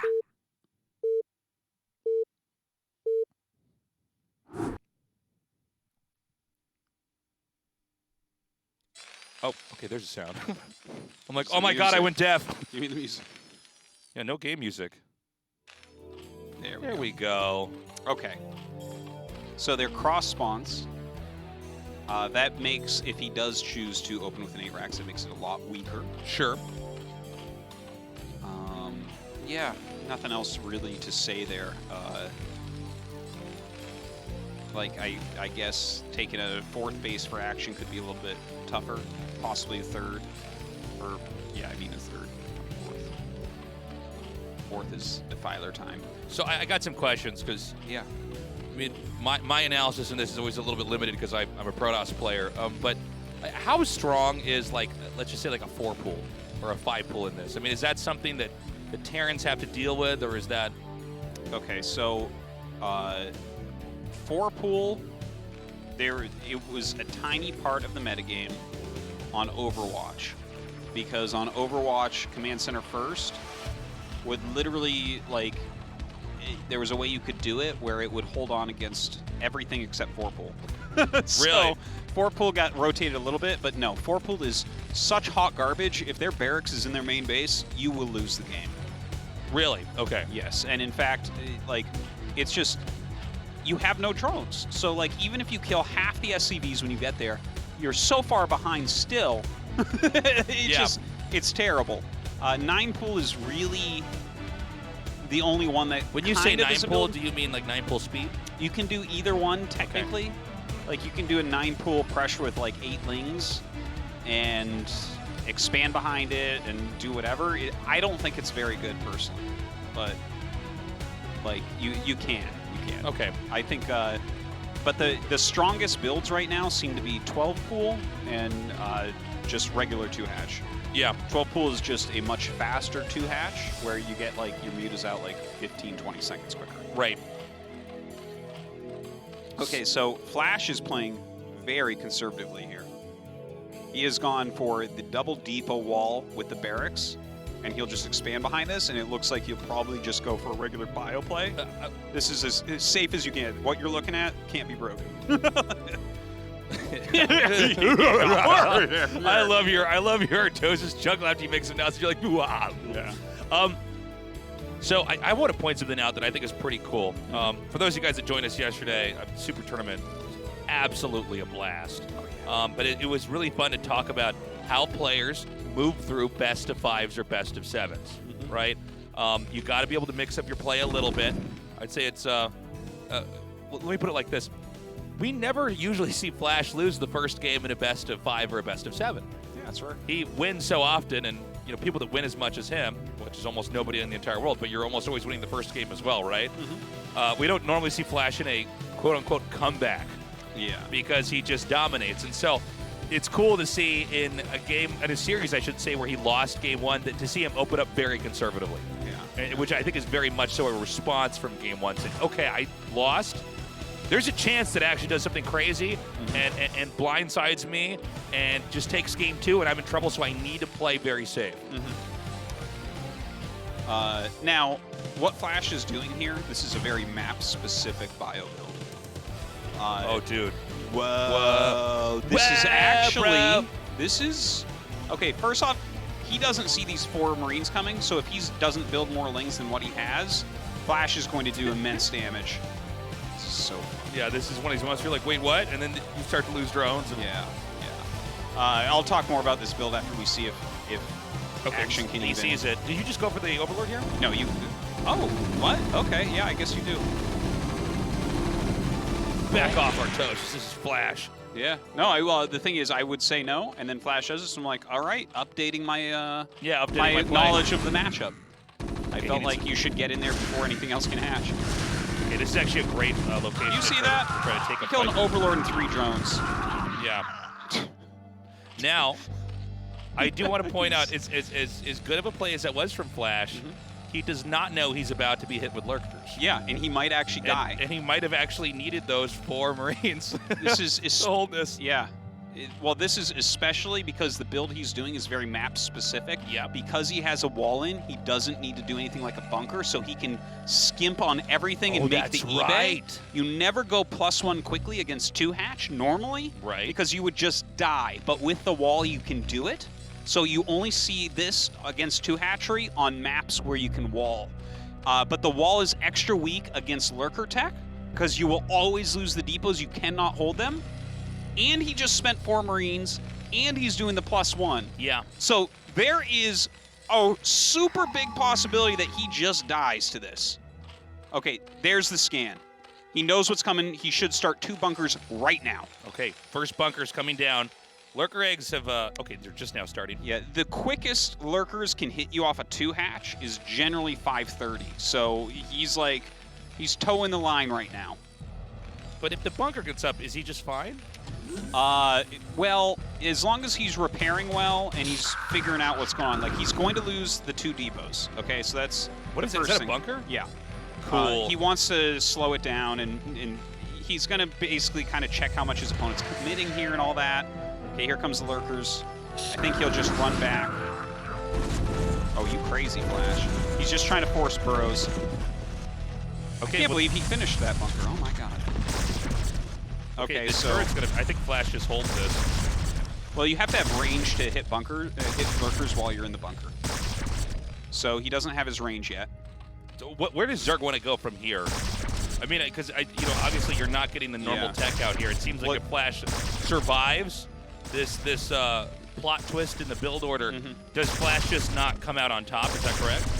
He'll definitely be ahead, but there's 2 things you can do here. You either do a Lurker Ling all-in, where you just flood so many units that they need like 4 bunkers, or, oh my God, he's picking off these Lurker stasis. He's just such a perfect human. I just can't even believe this. Yeah, but you either flood with Lurker Ling, which is what he was going to do, or you instantly take a 3rd and just Lurker defense into Filer. And we see that he was trying to do the mass lurker. What about a lurker counterattack here? He could throw down some sunks, make 1 or 2 lurkers and hold that, and then would he just run into the main? Lurkers alone are going to have a hard time, right? Because he's got 2 bunkers there. Oh my God. Flash is just like, get out of here. Look at this. Yeah, like you can't really run by all that, right? Because you're going to leave your rallies there. So this forces Zerg to make some sucker colonies. I don't think Terran's going to try to go for it. Now, one thing to mention is... Oh my god, he is going to go for it. I think he realizes there aren't actually any lurkers over here, and he has enough medics. Oh, okay, great catch over here, but what about the Zerg's natural? Well, this could turn into a little bit of a base trade. You see he's pulling his SCVs up. He's going to block the lurkers from running by and hopefully repair the bunker. I don't know about this. Yeah, it's worth it, though, to lose the SCVs. Yeah. Like, you need to slow this down somewhat. Okay, there's a second bunker placed over here. There's not a lot of workers to repair. 2 lurk. That's it, GG. Okay, great game. Okay, that was sick. Yeah. Well, Flash had his scan timing down. That he just saw everything just in time, right? Yeah. Good job. That was definitely a situation where a lot of Terrans could have lost. Yeah, I mean, I will tell you something. I'm loving the way these guys are both taking each next step in a series like this. It's really, really cool to see. Yeah. And I like the build that Action went with. Yeah, I thought it was a smart idea. Even though I think 2-hatch Lurker, it's one of the most all-in builds. Like, you really have to do something, and as we see, he didn't. But it's rare that you don't just bust the wall and screw him up. But it seems like he was a little bit slow on it. Normally you can hit a little bit quicker with those lurkers, but the bunker got up and... Yeah. Okay. We're tied up 1-1. Flash looking very solid, very strong in that last game. But Action did do a risky build. We're going to go into Game 3 and see which player will take the lead, and we'll do that after the short break.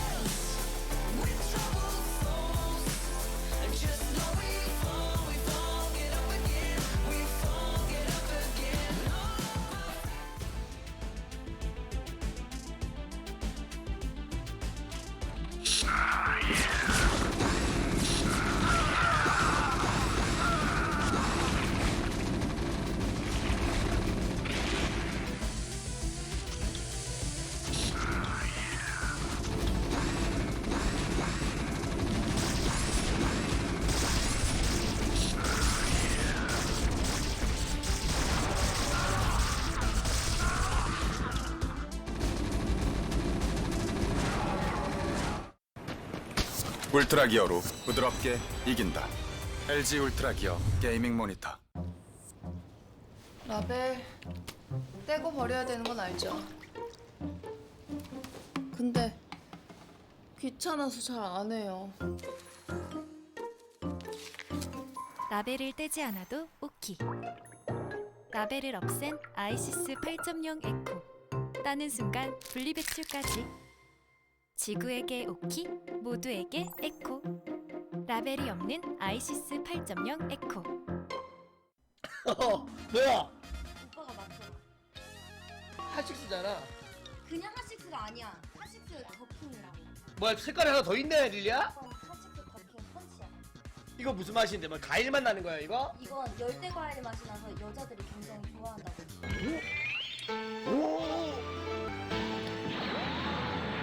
이 과일 맛 나면서 되게 상큼한데?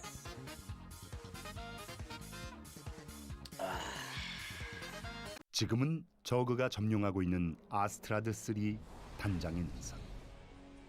이곳은 2000년대 초부터 2300년대까지 관광지로 굉장히 유명한 장소였지만 지금은 야생 저그의 천국이 됐습니다. 때문에 평상시에 보기 힘든 저그들을 관찰하기 아주 좋은 곳이기도 하죠. 하하, 마침 여기에 굉장히 희귀한 저그가 보입니다. 퀸입니다. 위협을 느끼면 상대의 발을 묶는 점액질을 뿜어대기 때문에 포착하기 굉장히 힘든 저그 중 하나죠. 둥둥 떠다니는 우산처럼 생긴 퀸은 저그 종족에서 가장 신비로운 개체입니다. 비록 다른 곤충군체의 여왕들과 달리 번식 기능은 없지만 퀸에게는 다 계획이 있습니다. 퀸은 굉장히 독특한 기생충들을 몸에 품고 있습니다. 퀸의 영광으로도 불리는 패러사이트를 사용하면 자신이 보유한 기생충을 다른 존재에게 흡착시킬 수 있는데 삐뚤어진 존경심으로 숙주에게 꼭 붙어서 숙주가 보는 모든 것을 퀸에게 정보로 제공해 줍니다. 이 기생충은 숙주가 죽어야지만 완벽히 제거되기 때문에 감염된 이들의 말로는 영 좋지 않습니다. 브루드링이라는 기생충에 감염된다면 더욱 끔찍한 최후를 기다리는 수밖에 없죠. 브루드링은 살아있는 모든 생물체를 숙주로 삼고 숙주의 몸을 내부에서부터 집어삼킨 후 부화합니다. 퀸의 자식들인 셈이죠. 정상적인 번식 능력은 없지만 퀸이라 불리기엔 부족함이 없는 것은 바로 이런 특수한 능력 덕분입니다. 퀸이 가진 가장 독특한 능력은 반파된 테란 커맨드 센터를 만났을 때 드러납니다.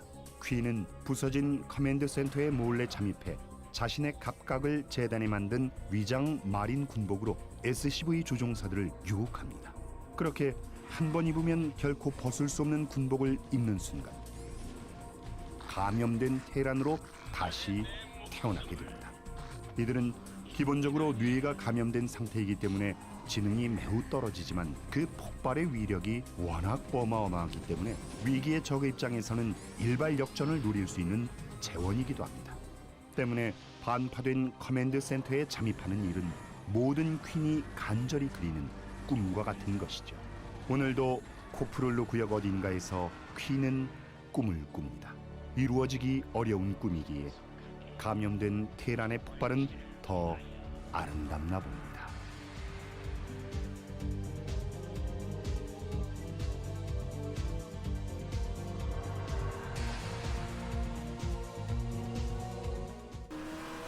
울트라 기어로 선명하게 이긴다. LG 울트라 기어 게이밍 모니터. ASL 시즌 9 리프레셔.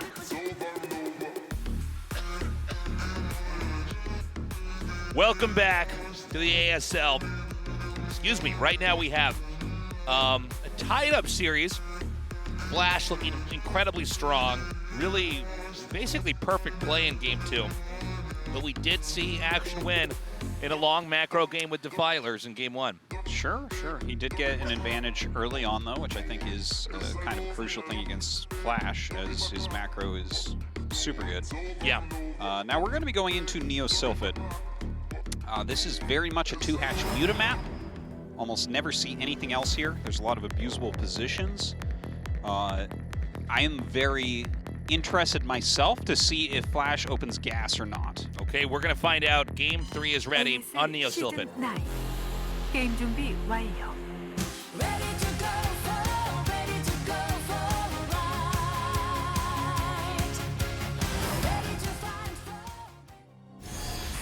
네오실 PD에서 게임을 시작합니다.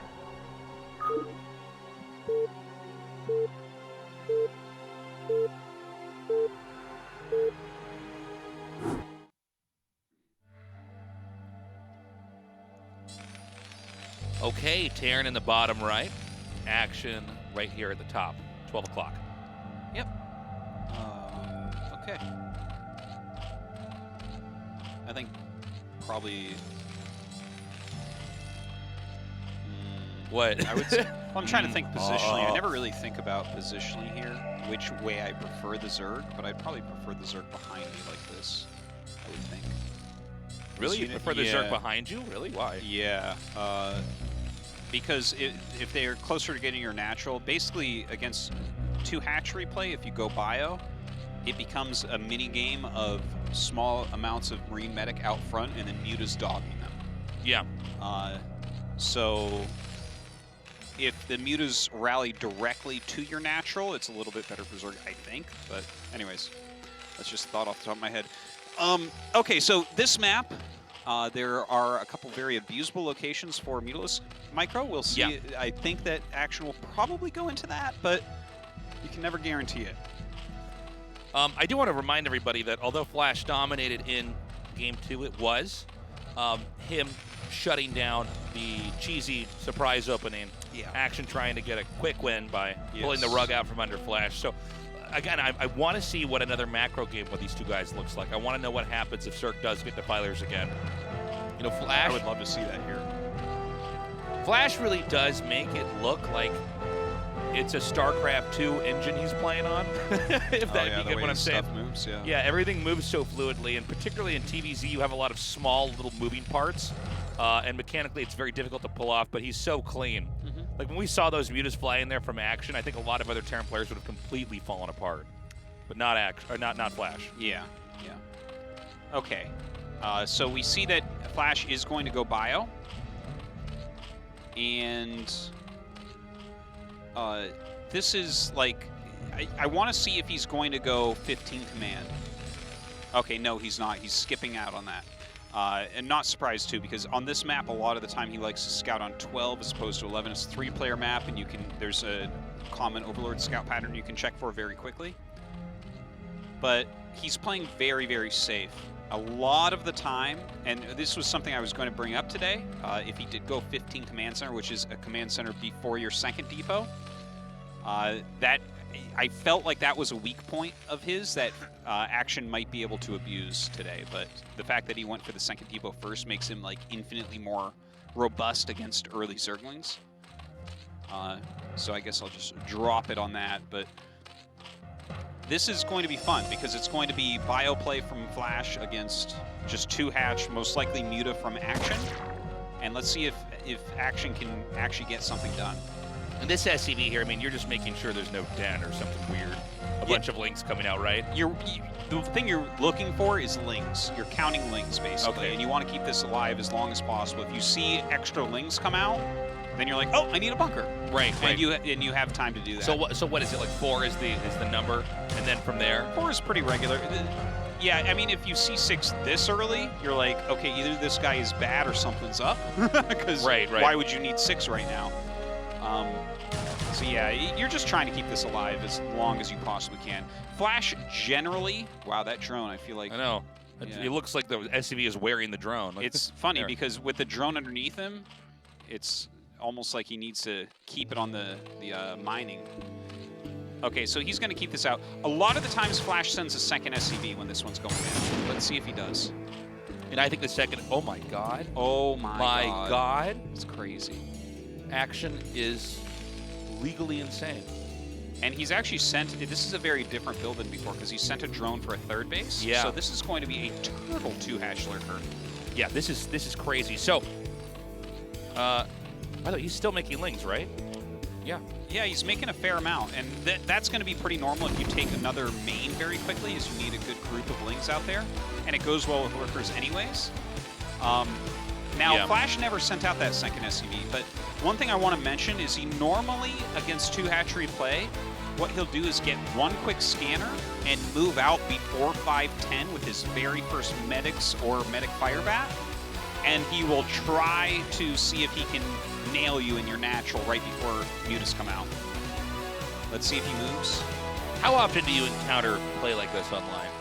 You mean like the lurker quick 3rd base? It's pretty rare. Yeah. Most of the time when you go 2-hatch lurker, okay, that is a lot of lings, and he does not quite have stim yet. Okay, that's actually a really good surround here. Yeah, that's really good. Now that was the move out I was talking about from Flash, right? And this, and the thing is, you can tell that Action did his homework as well. I think, well, you'd probably put your Hydralist in there anyways, but Flash normally gets 1 quick scanner to check the natural, and if there's no sunken, he goes. Oh. Because he wants to force sunkens before mutas come out. Yeah. And his second scanner is later because he wants to get 2 fire bats out so he doesn't die to lings. And that's what saved him there, you saw as well. So yeah. Now we saw the Marine count get knocked down pretty heavily. This means it's going to be much tougher for pushes to come out from Flash, right? Well, there was so many lings that went down. Yeah. Okay, you just scan that, by the way, and cancel the turret in his main. But there were so many lings that he's not too afraid right now because he knows that, you know, if you're making that many lings, you're not making drones, it's going to be harder to field a bigger army. Queen's Nest. Yeah. And Flash, of course, scanned. He thought it might be, after he scanned the natural, because there was no gas mining. Yeah. He thought it might be lurker, so he was hedging his bets, and he made a bunker at his natural and a turret in his main, then canceled, obviously, the turrets as he scanned, his second scanner came online. I'm sorry. In this game is very unfamiliar to me. Just seeing an unusual Zerg style. I'm just going to keep asking you questions for the sake of this cast. So, is there any way that you can try to just bust him? Bust Flash? Yeah, with the lurkers and the lings. Is that real? Is that feasible? You don't want to do that in this particular situation because you took a quick 3rd, and we see that he's rushing up to Hive. So what you probably want to do here is a containment with lurkers, and then try to get a defiler down there. Okay. And if you can get the defiler in towards the natural, like we talked about this a lot on the game 1 on Horizon, you have to keep lurker defiler away from your natural. If they get on top of you, you lose. There's no way to really bust it. See action right now. He's got his lurkers out and he's teching, so he's kind of safe right now, and he's droning. This is like his last chance to drone. Right. So he's going to build that economy up. Flash, of course, scans, sees that that's on the way. One thing to point out here as well is that StarCraft 1 Zerg can do a lot off a very, very low drone count. Yes. It's not like a lot of the other races where, there's a certain, you can actually like barely be mining and still be producing a pretty shockingly large amount. Yeah. So here we have Flash now moving out. That's hold position lurkers, I think, but. Ooh, Flash wants an engagement so badly. Yeah. He knows what's happening. He knows that it's a defiler rush. So he wants to trade badly. He's being very aggressive about that. From the bottom here, there's that defiler mound. I think it's a couple lings coming in here from behind. Yeah. But this is not a place where you could really counterattack, not with those bunkers there. Yeah, and you're always going to be rallying to that as well, so you can always just stim and run in the bunkers. Right. There's no real counter potential here until the defilers are out. But right now, Flash actually has a pretty good position with that group of bio. It's going to be hard to get any defilers to his base. Starting to add some siege tanks in here. I wonder if he's getting siege mode. I feel like that might be mines, but I don't know. I guess we'll see. Okay. 5 lurkers here. In a narrow area, you almost just can't bust. Now there's one lurker. Actually, I think that might be multiple lurkers stacked on each other. I'm not sure at the third. Yeah, normally it is. I don't know because P didn't select, so I can't tell. But you normally do want to stack. What is over here? Yeah, so is it a ling behind the tree? He's trying to figure out where the extra base is. So he scouted here. He actually scanned the one near him. He's like, oh crap, is it that one? And the reason why you saw it scan in that location is because if it's that one, it means that defilers can get to his base in like 2 seconds. Right. So a lot he's of times being very careful. He even just checked his mineral only.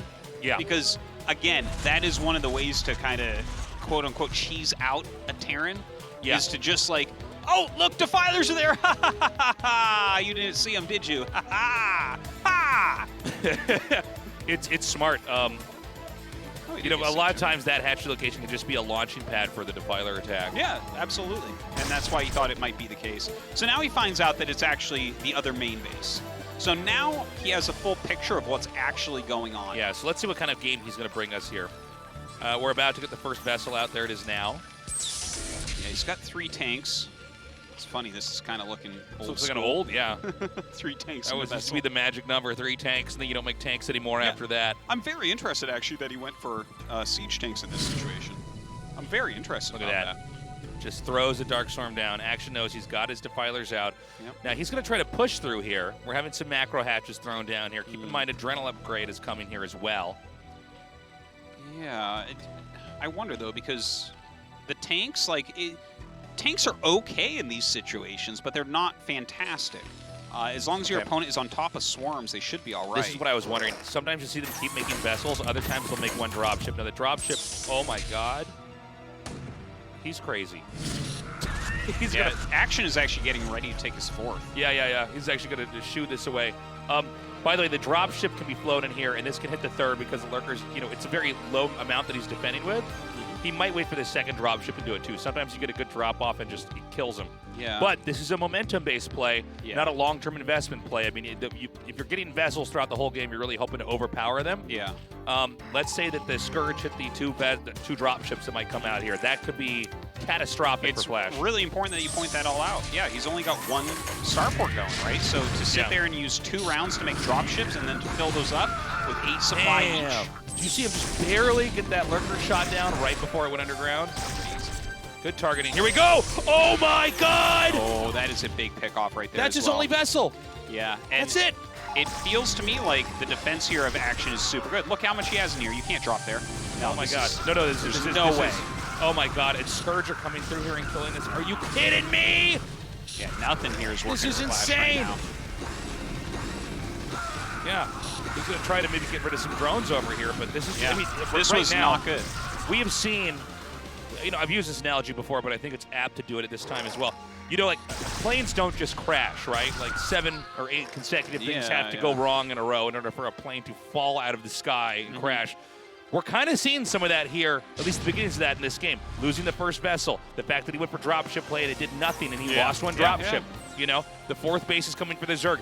Terran is still on 2 bases. Flash is not lost, but he is a few mistakes away from losing from here on out. Well, he's actually in a terrible spot. Like, there is no Terran on Earth other than him that I would say has a realistic chance against Action if here. If this was anybody else, I would already be saying this game's probably over. You see what he's doing here? This does not make me think he has much of a chance. Like, Action has to play like a bimbo to lose to this move, Yeah, well, I mean, this is like a 2002 move right here. This is like, well, I'll have my tanks on this side, and I'll slowly drop stuff off over here. Yep.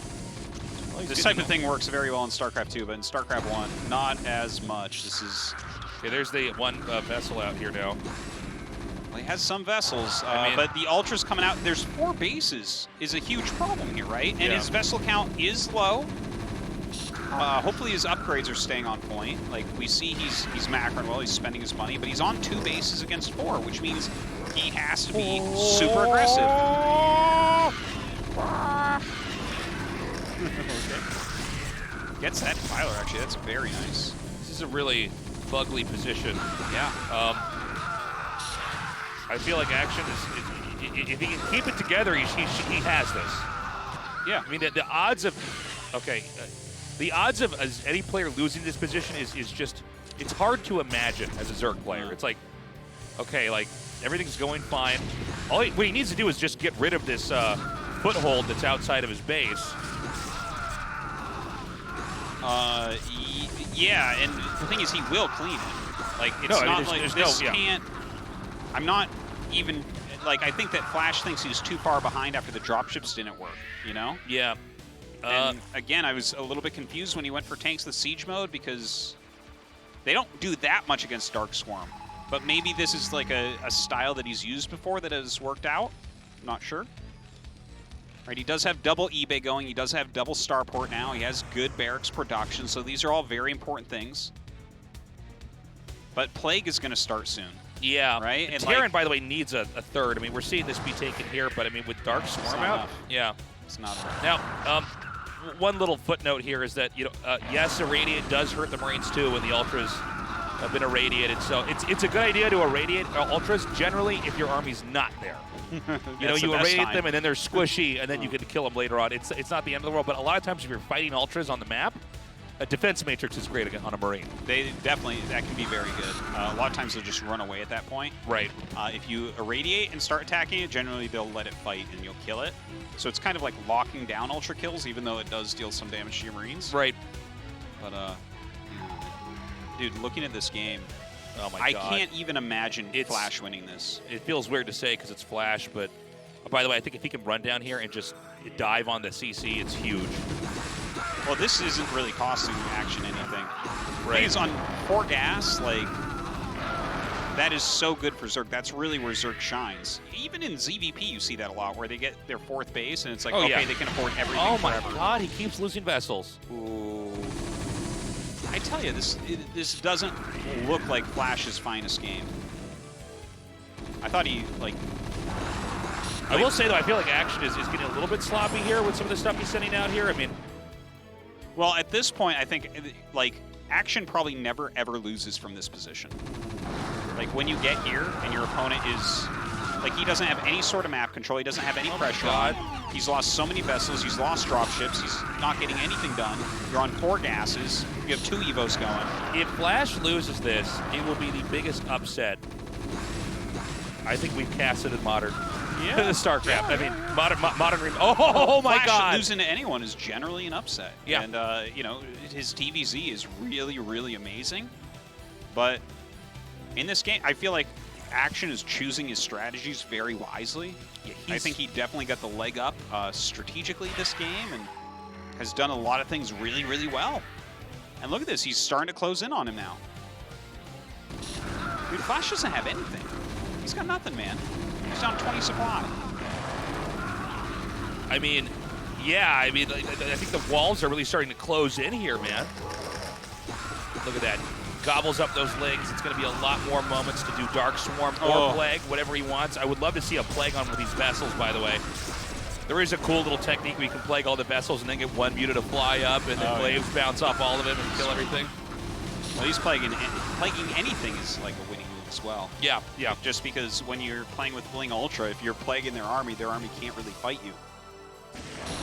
I can't believe this game is going this way. Now, again, Flash is barely hanging on, but things are going to start ramping up with these Ling Ultra attacks here. And let's also remember, this base, oh my god, if he just moves those Lings.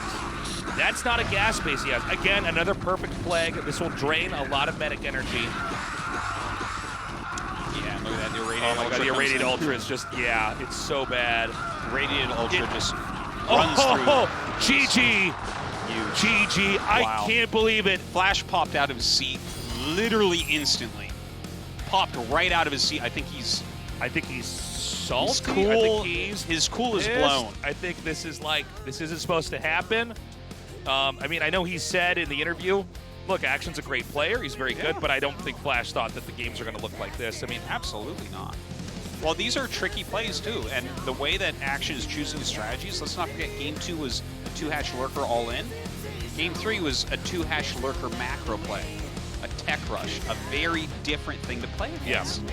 And the thing is, Flash plays like this. Like, he surrounded the first group that moved out at the time Flash always does. Flash always gets one scan and scans the natural. Yeah. Right? So there's like, Action did a lot of things that worked well against what Flash opened with. And then, you know, you'll normally go siege tanks against this type of thing, but it was a tech rush. It wasn't even like a mass lurker thing. If it's mass lurker and you're going tanks and siege mode, that's amazing. But then he had to try to make his tanks and siege mode work. The dropship play didn't work.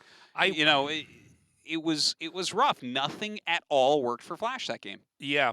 Even at the very start when he had timed out when the infantry was going to push out and immediately actually had Lings to come in there and hit that. I mean, I'm surprised to see the choice of the dropship play and how poorly it did. Yes.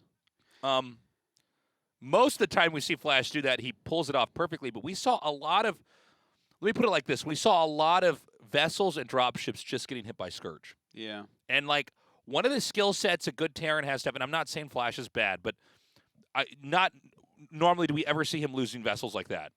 Yeah, losing those which is vessels Scourge. early Like, on. you just, that's one of the ways that Terrans lose to Zerg, is Scourge are connecting with the desired targets. So we have a 2-1 lead right now for Action. Now, Flash certainly can come back. He's supposed to come back. But that's 2 games that Action has room to experiment with. By the way, every single game, Action has played completely differently. We got to go to a break. When we come back, Game 4 with Action versus Flash, do not go away.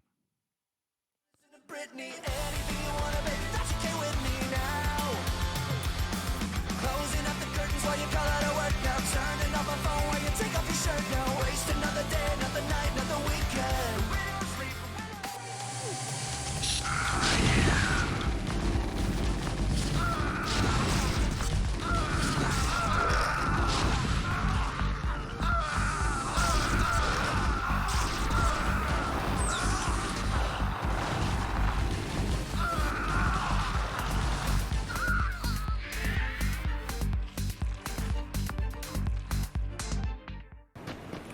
울트라 기어로 부드럽게 이긴다. LG 울트라 기어 게이밍 모니터. 마법의 음료 하식스를 마시게 되면은 엔돌핀이 확 돌면서 머리에 수분이 공급되고 그리고 뇌가 바로바로 한 모금만 마셔도 뭔가 알 거야. 100ml 더 늘어나고 마시게 되면 진짜 마법의 음료. 신제품 빨강색. 반칙 아닙니까? 그것은 전설의 음료 하식스. 올 때 하식스 많이 마시자. 진짜 괜찮지? 맛있다 이거. 파랑색, 빨강색 맛 여러분들 많이들 진짜 마셔주시고 진짜로 거짓말 안 치고 맛있습니다. 울트라 기어로 선명하게 이긴다. LG 울트라 기어 게이밍 모니터. 너무 많이 마셨다.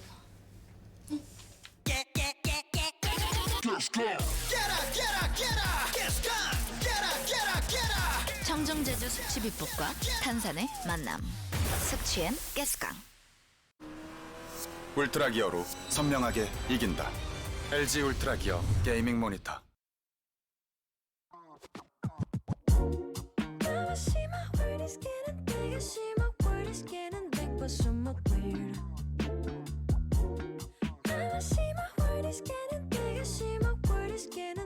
Cause my friends still 아직도 Cause my friends still 아직도 Cause my friends still 아직도 Cause my friends still Cause my friends still 아직도 Cause my friends still 아직도 Cause my friends still 아직도 Cause my friends still 그 소리들을 더 크게 켜줘요 너무 흔해 빠져 메인이 될 수 없는 뉴스 속엔 우리 내 차례가 아니었을 뿐인 소식 그날 간신히 내가 피하면 축하해라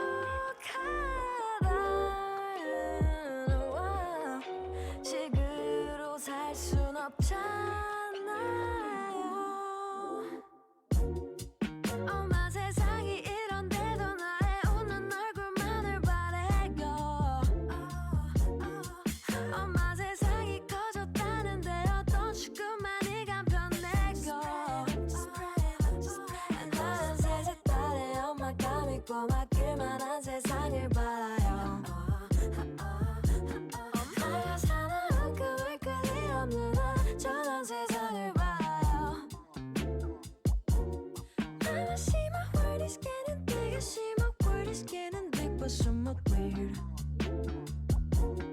I see my world is getting big I see my world is getting big but somewhat weird 아직도 Cause my friends still 아직도 Cause my friends still 아직도 Cause my friends still Cause my friends still 아직도 Cause my friends still 아직도 Cause my friends still 아직도 Cause my friends still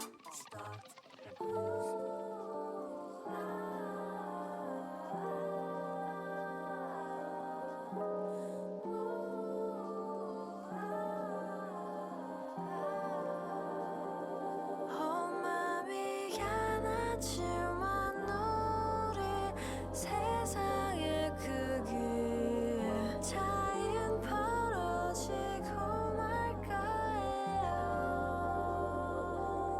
엄마의 마땅한 세상 물려주는 일은 언제나 실패할 거예요 천천하던 세상에 파도가 일어요 세상의 끝이 달아나는 걸 봐 어리숙하게 타요 ASL 시즌 9 Refresh. Guys, it's crazy. Right now, Flash is down 1-2. It's not even coming out of me correctly. It feels weird. Yeah. I feel like I woke up in the wrong parallel universe. Oh, it's Maybe it's it's something the else, right man. parallel universe. Look at Flash. Grumpy Bear Flash right now. Down! Well, he's definitely not happy with how this is going. He has been tricked left and right so far. Yeah, I mean, I'll tell you what, Action is playing. Series-wise, I think one of the most brilliant ZDTs we've ever seen so far. Yeah, the preparation for it is good. He's doing a great job. Yeah, I mean, this is worth. Every once in a while, you have two players who are so good and they play a series, and it's like they're both outsmarting each other and playing so well each time. Yeah. This is one of these things that should be studied, should go down in the history books. Flash first effort is always like that, where you're just like, God, these two are just like tricking each other and taking all these edges everywhere. It's crazy. But Action has really set his builds well. He's done a great job. And now we're moving on to match point. It's a two-player map. There's not that many gas spaces. So if the game goes longer, it generally goes a little bit Terran favored. But early on, Zergs oftentimes pull some heavy aggression. I'm not even going to try to guess what Action has planned, but he's doing a very good job so far. All right, guys. Game 4 is ready. Flash vs. Action ASL continues 시즌 on. 9. 게임 준비 완료.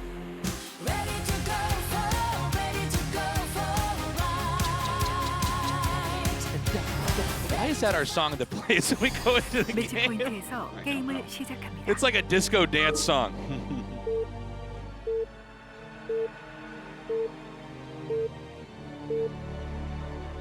Artosis, who are you rooting for? Flash, man. Flash, he's the best player. Well, he's also... I like to see Terran players occasionally in tournaments, and that generally only happens with this man. Oh, yeah, I know. It's really tough for you having Flash be the greatest player of all time. Let me tell you something, Artosis. I'm on team action here. Yeah? I'm rooting for the upset. Yeah. I think this is really exciting. I like a good underdog story. Yeah, and then we can watch Soma versus Queen in the finals. That'll be sick. Let's do it, man. That's a great idea, Tasteless.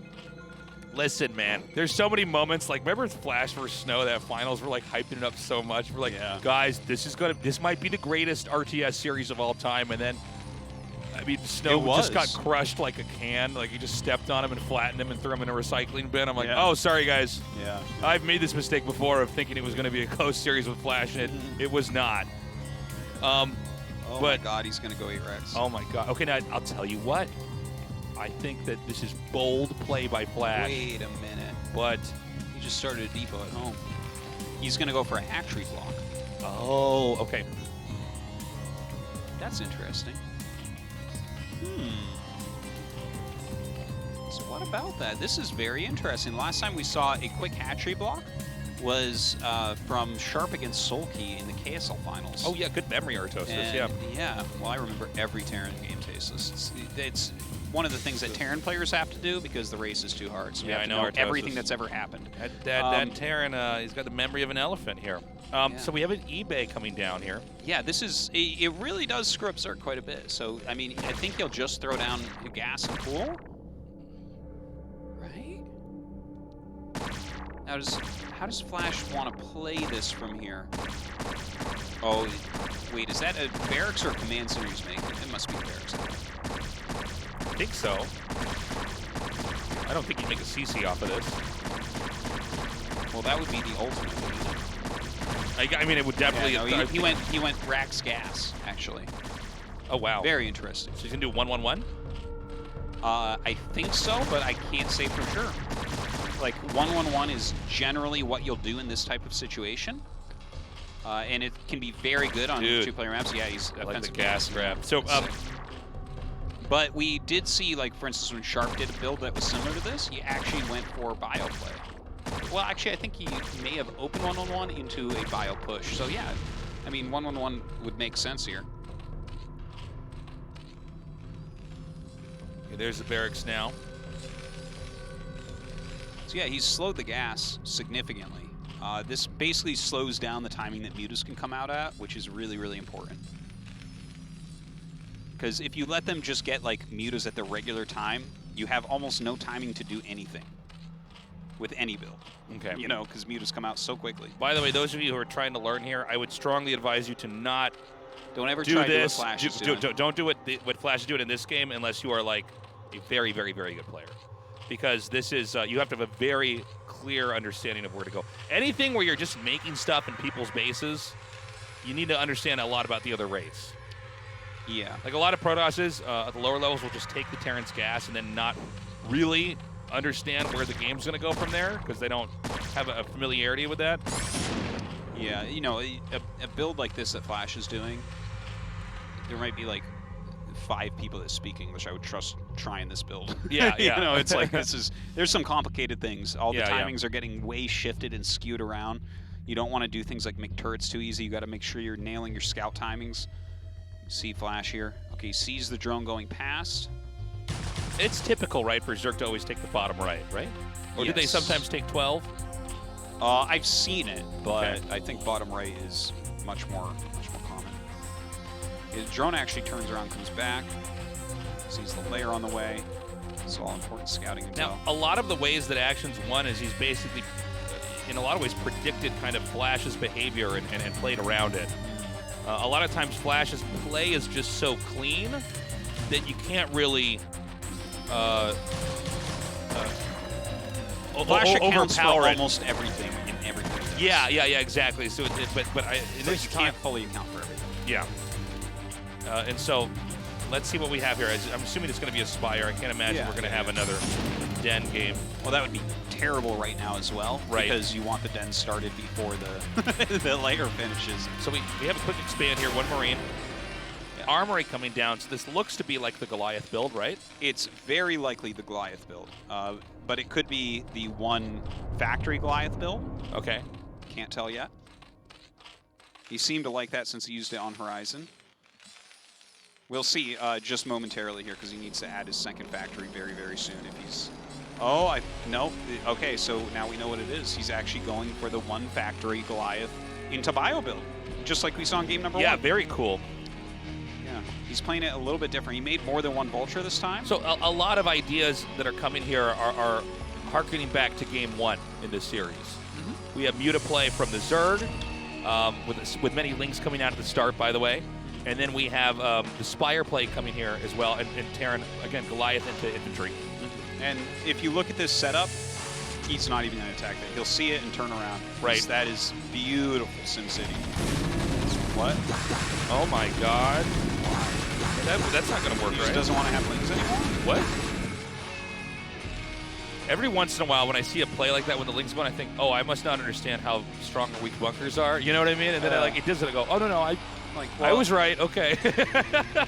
I mean, maybe I wouldn't have repaired that quickly enough and he would have killed me, but this is Flash. He's still making more links, dude. Wow. Now, he's still making so many links. Okay, so he's doing a kind of funny. This is funny. This is funny because, first of all, after you kill those look at links, this. Oh my God. He's actually getting in position for the mutas to come. Yeah. And the Vulture went to the wrong place. And he actually misclicked the Vulture. Oh, He didn't here we go. He needs his SCVs there now. He's bringing all the units up. The SCVs are moving. The SCVs are being pulled. Oh my God. And Action's dead. Yeah, Action is dead. Had that Vulture not spotted that, he might have actually won the game. I wonder if the Vulture meant to go there, or it doesn't matter. Either way, he would have seen the links if he had gone up the ramp anyways. But look, this is gigantic for Flash. He has stopped so many Zerglings. All he needs to do now is just hit his build. Yeah. A lot of times, if the Zerg, same is true in a ZVP. If they try to ling all on you, you just hold it. It's like, all right, I'm gonna make stuff and push across the map and kill you, no problem. Now,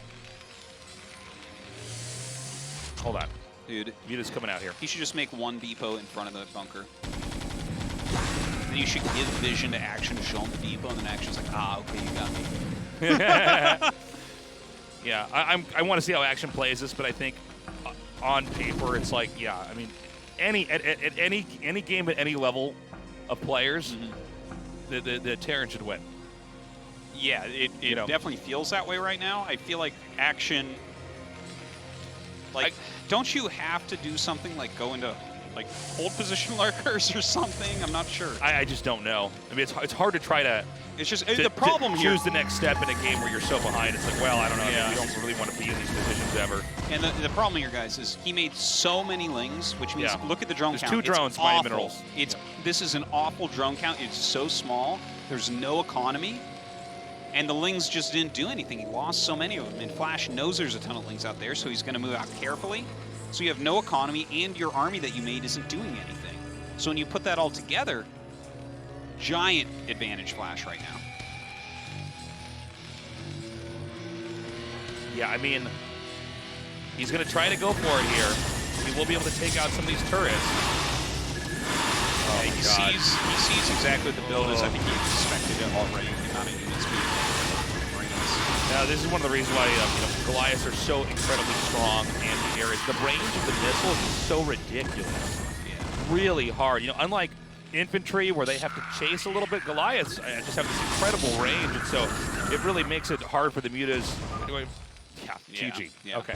It's the right call, I think. Don't overuse your energy. Flash instantly getting out of his chair once again. He's serious mode right now. He just takes that pillar and rips it down, and the whole building falls down and crushes us and kills us all. And then Flash walks home. That's right. He emerges from the rubble. It's like, no, man, it's 2-2. You still got to play the last game. Okay. Action. Trying to play fast and furious there.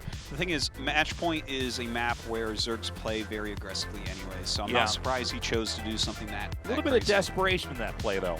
Well, it's a hard map if you go to the late game, you know? You just can't get that many geysers. Like, how do you...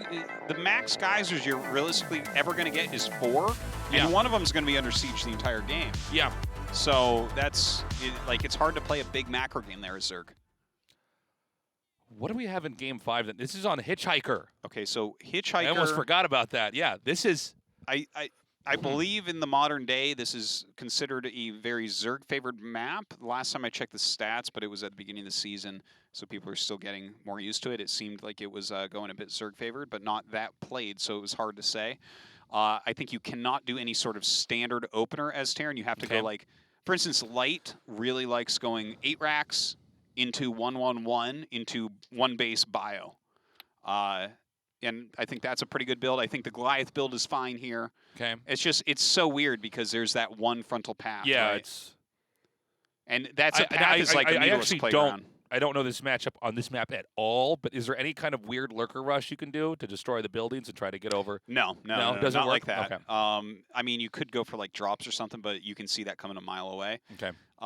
It's much more likely that we will just see, because again, you can't hide it, you can't walk things around. We should see Muta here. We're going to have a short break. When we come back, we're going to finish up the series with Action versus Flash.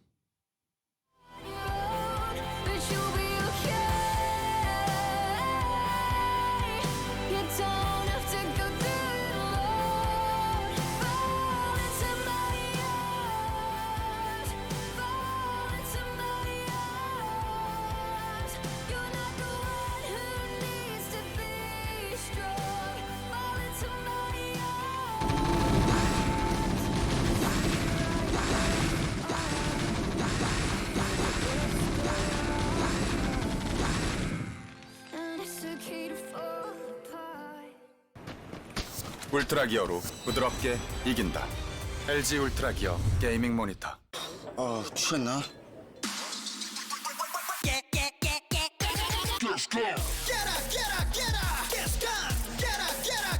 청정제주 숙취비법과 탄산의 만남. 숙취엔 가스강. 라벨은 까서 버리라고 했는데 우리 아빠는 맨날 까먹어요.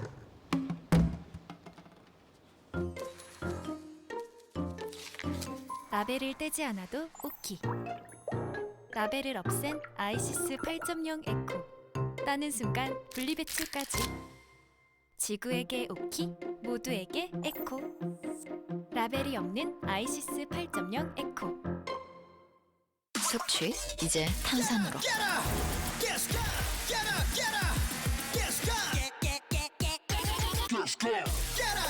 청정제주 숙취비법과 탄산의 만남. 숙취엔 가스강. 울트라 기어로 선명하게 이긴다.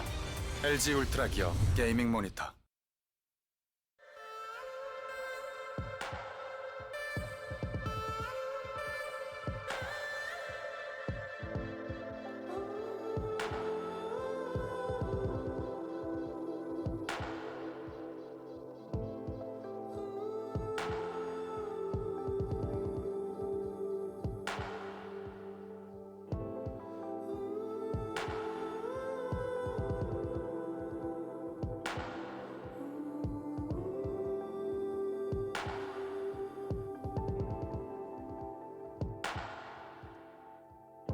I've got these scars that ain't healing.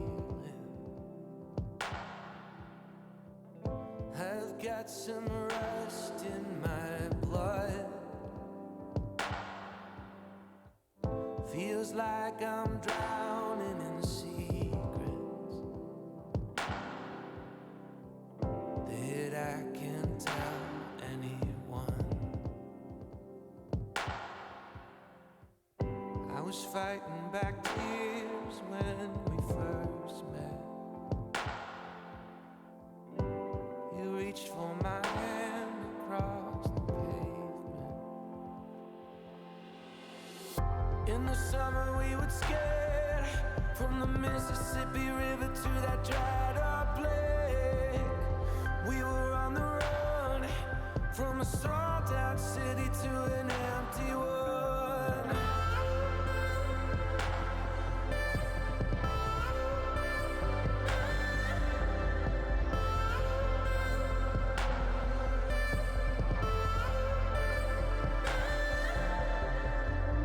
I want to run to your window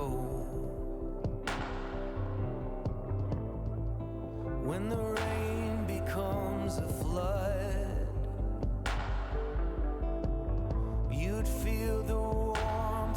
my shadow and hold me tight in your arms. In the summer we would scare from the Mississippi River to that dried up lake. We were on the road from a sold out city to an empty one.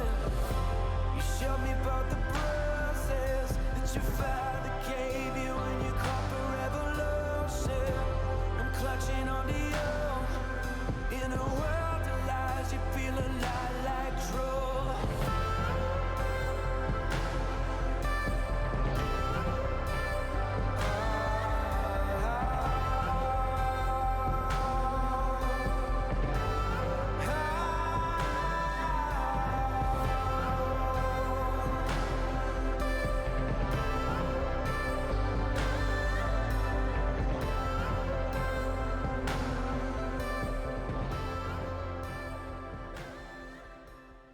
Thinking static,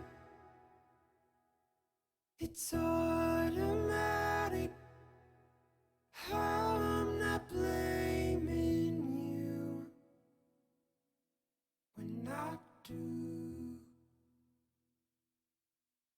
I crave commitment, cave in an instant. How I'm not facing you. I want to.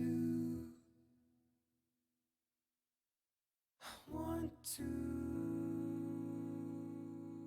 ASL 시즌 9 Reflection. So we were talking about this on the break. I want to fill you guys in. We were speculating as to whether maybe in Game 4, Action intends to have that first Ling attack come in and look like the worst thing ever and then follow it up with that. Because it was terrible and it did nothing. I'm talking about the one where he dived on the bunker and it didn't work, not the second wave. Because anybody who sees that, they say, okay, well, that didn't work. Anyways, let's get ready for Muta's next. And then the Goliaths aren't there. And then an overwhelming amount of Lings will come in anyways. Yeah. And even though that seems like it would be the most counterintuitive thing ever, it seems like it could work in that situation. And I mean, had that Vulture not seen that, I think actually we would be talking about Flash being eliminated. Yes, you are right. If the Vulture hadn't seen that, his SCVs would not have gotten up there in time because he wouldn't have spotted the Lings quickly enough. So yes, it could have been that. It could have been that. We're going to go into Game 5 now. It all comes down to this. Either Action or Flash moves on to the Final Four of the ASL Season 9.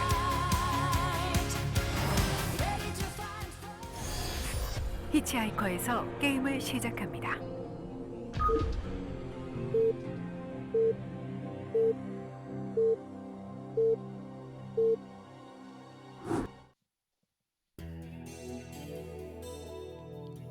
Flash in the bottom right.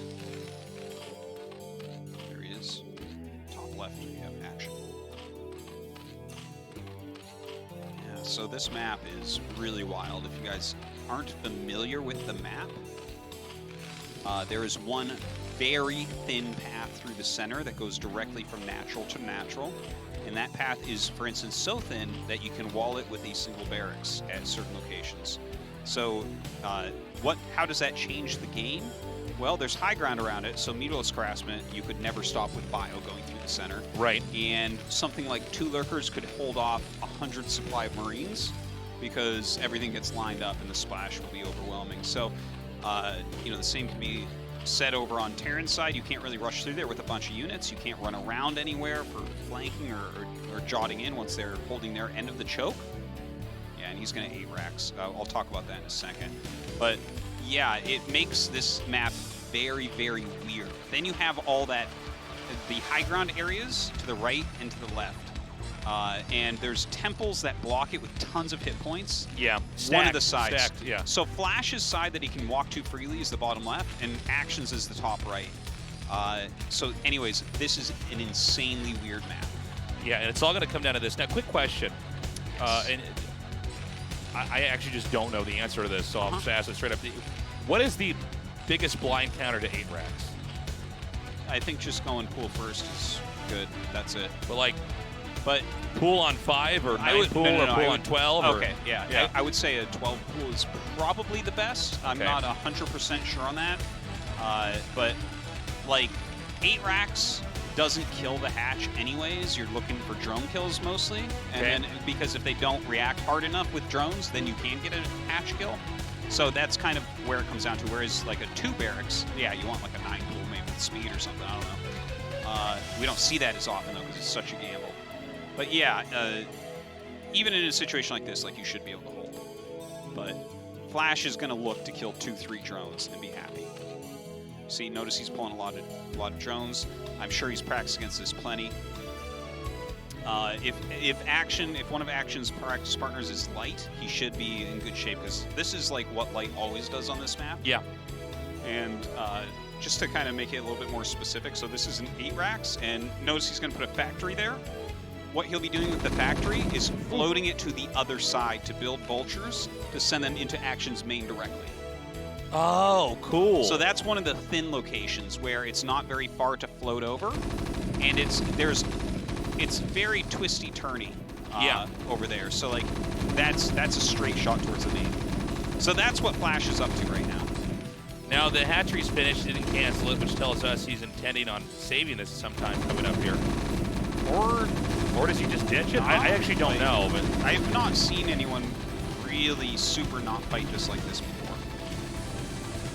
Well, Hydralis again. Base. Okay. I mean, he cannot kill that. He's just gonna lose the hatchery. No, yeah, he's giving up the hatch. Okay. Very different. I feel like things are getting out of control pretty quickly here. And he needs to kill off the SCV that's Okay, really good control. I was thinking that maybe Flash should have popped into the other bunker, but... Now, I don't think this is quite as... No, I guess it is, actually. This is still good for Flash, though, just to make it really clear. Yeah, now there's a vulture being made. I don't know if he landed that right location. You might have to lift it to get the vulture out. I think you might be right. Nah, probably not. It's Flash. Probably put it in the right spot. Let's see. No, that'll pop out. I don't think it gets stuck on the left side of that, right? It might. I'm not sure. We're gonna see momentarily. See, he's he already pretty knows. keen on what it's likely to be. That's why the Hydra's going that way. Yeah, I guess it did pop out right. But actually, there's Vulture Micro against Hydras. So watch this. Watch this. Watch this. Oh, he's just going to run by it? Okay. Oh, my God. Oh my the God. Trap, amazing. Okay, Action's amazing actually handled this. Yeah. Like, really well. Flash could be in trouble here. Yeah. He has like 2 or 3 Marines on the top of his ramp. He does not have a bunker. Two Hydras here. Yeah. Sending the Lings across. Okay, he actually slips through, and because he slips through, that shows us that he knows that the Lings are on the way to his base. Oh, that's a good point, yeah. Because otherwise he just would have been trapped again. We'd be like, wow, he's stupid. There's just barely enough Marines. Okay, how many drones did he actually kill? Was he it killed 2? 1 to 2. Oh, but there's more. This is where the hatchery's so low, 1 Vulture grenade blows it up. I'm like, oh my God. That would be fun. Okay, 2 more. This is going very well for Flash. Just the fact that he's scouted that a layer's on the way, there's a Hydralisk den, and he's killing a few drones. Well, Action held it perfectly until the second Vulture came in. And it's like, you got to remember that Zerg is very low on drones early on, so it's like... You got to make so many Lings to defend as well. But just even the lost mining time is crazy. Oh my God, he's like, okay, this one's damaged, I can kill it. Nope. Turns around. Well, one thing that we have to remember is that Terran is not losing any SCVs while Zerg is. I mean, that's the real story here. It's not just watching Action try to hang on. It's like, there's just, oh my God. Yeah, I guess you can just come with Marines across the map. There's really not that much here. Oh, man. Yeah, like, he actually might chasing just the kill Vulture. He might like get the hatch or all the drones at the natural or something. This is so funny. It's like everybody's fighting with just like such a small amount of This is such a weird attack. Yeah. This is he doesn't have enough for that. There's no way he wins that. But it also draws the army down there and allows the Vulture to maybe come back in. He's such a different level. It's so crazy. Love it. Here comes the Vulture again. Yeah. He's like, yeah, now I'm going to go kill all the drones in your main because you brought every unit down here. Yeah. You think I wasn't going to make an 8th Vulture? He's gonna have made more vultures than Marines this game. Yeah. Seriously. Okay, by the way, there is a Spire out, so that ain't nothing. I mean, does he really have... Oh my god, this is so sick. This is so weird to watch. He's so good that it's hurting my head. This is such an absurd situation. Like, you never see a game. This is like one game out of 1,000, you know? It's like, well, much less than that. Here we go. Like, this is just like, you can't practice for this, you know?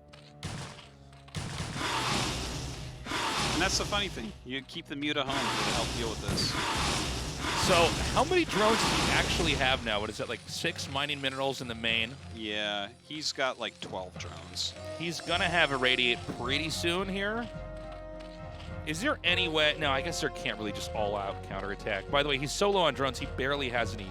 Yeah, his units do gas. nothing. I'm not sure what Action's plan is supposed to be from here. He's scouting with the Scourge to see just how bad it truly is. He's going to find that it's pretty bad. Okay, well, he'll take out at least that vulture pretty easily.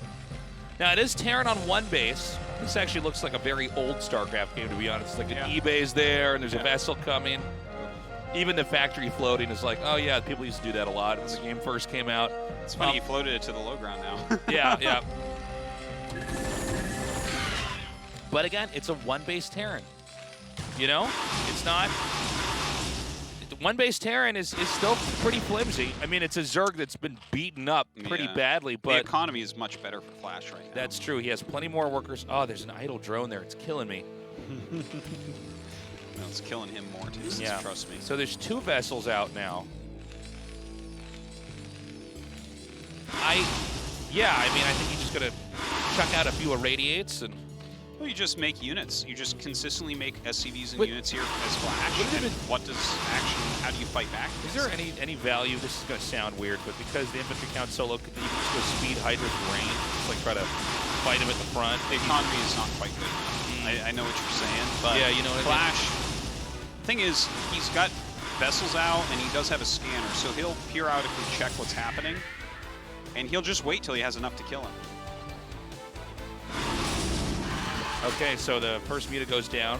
He's going to have 2 more irradiates ready.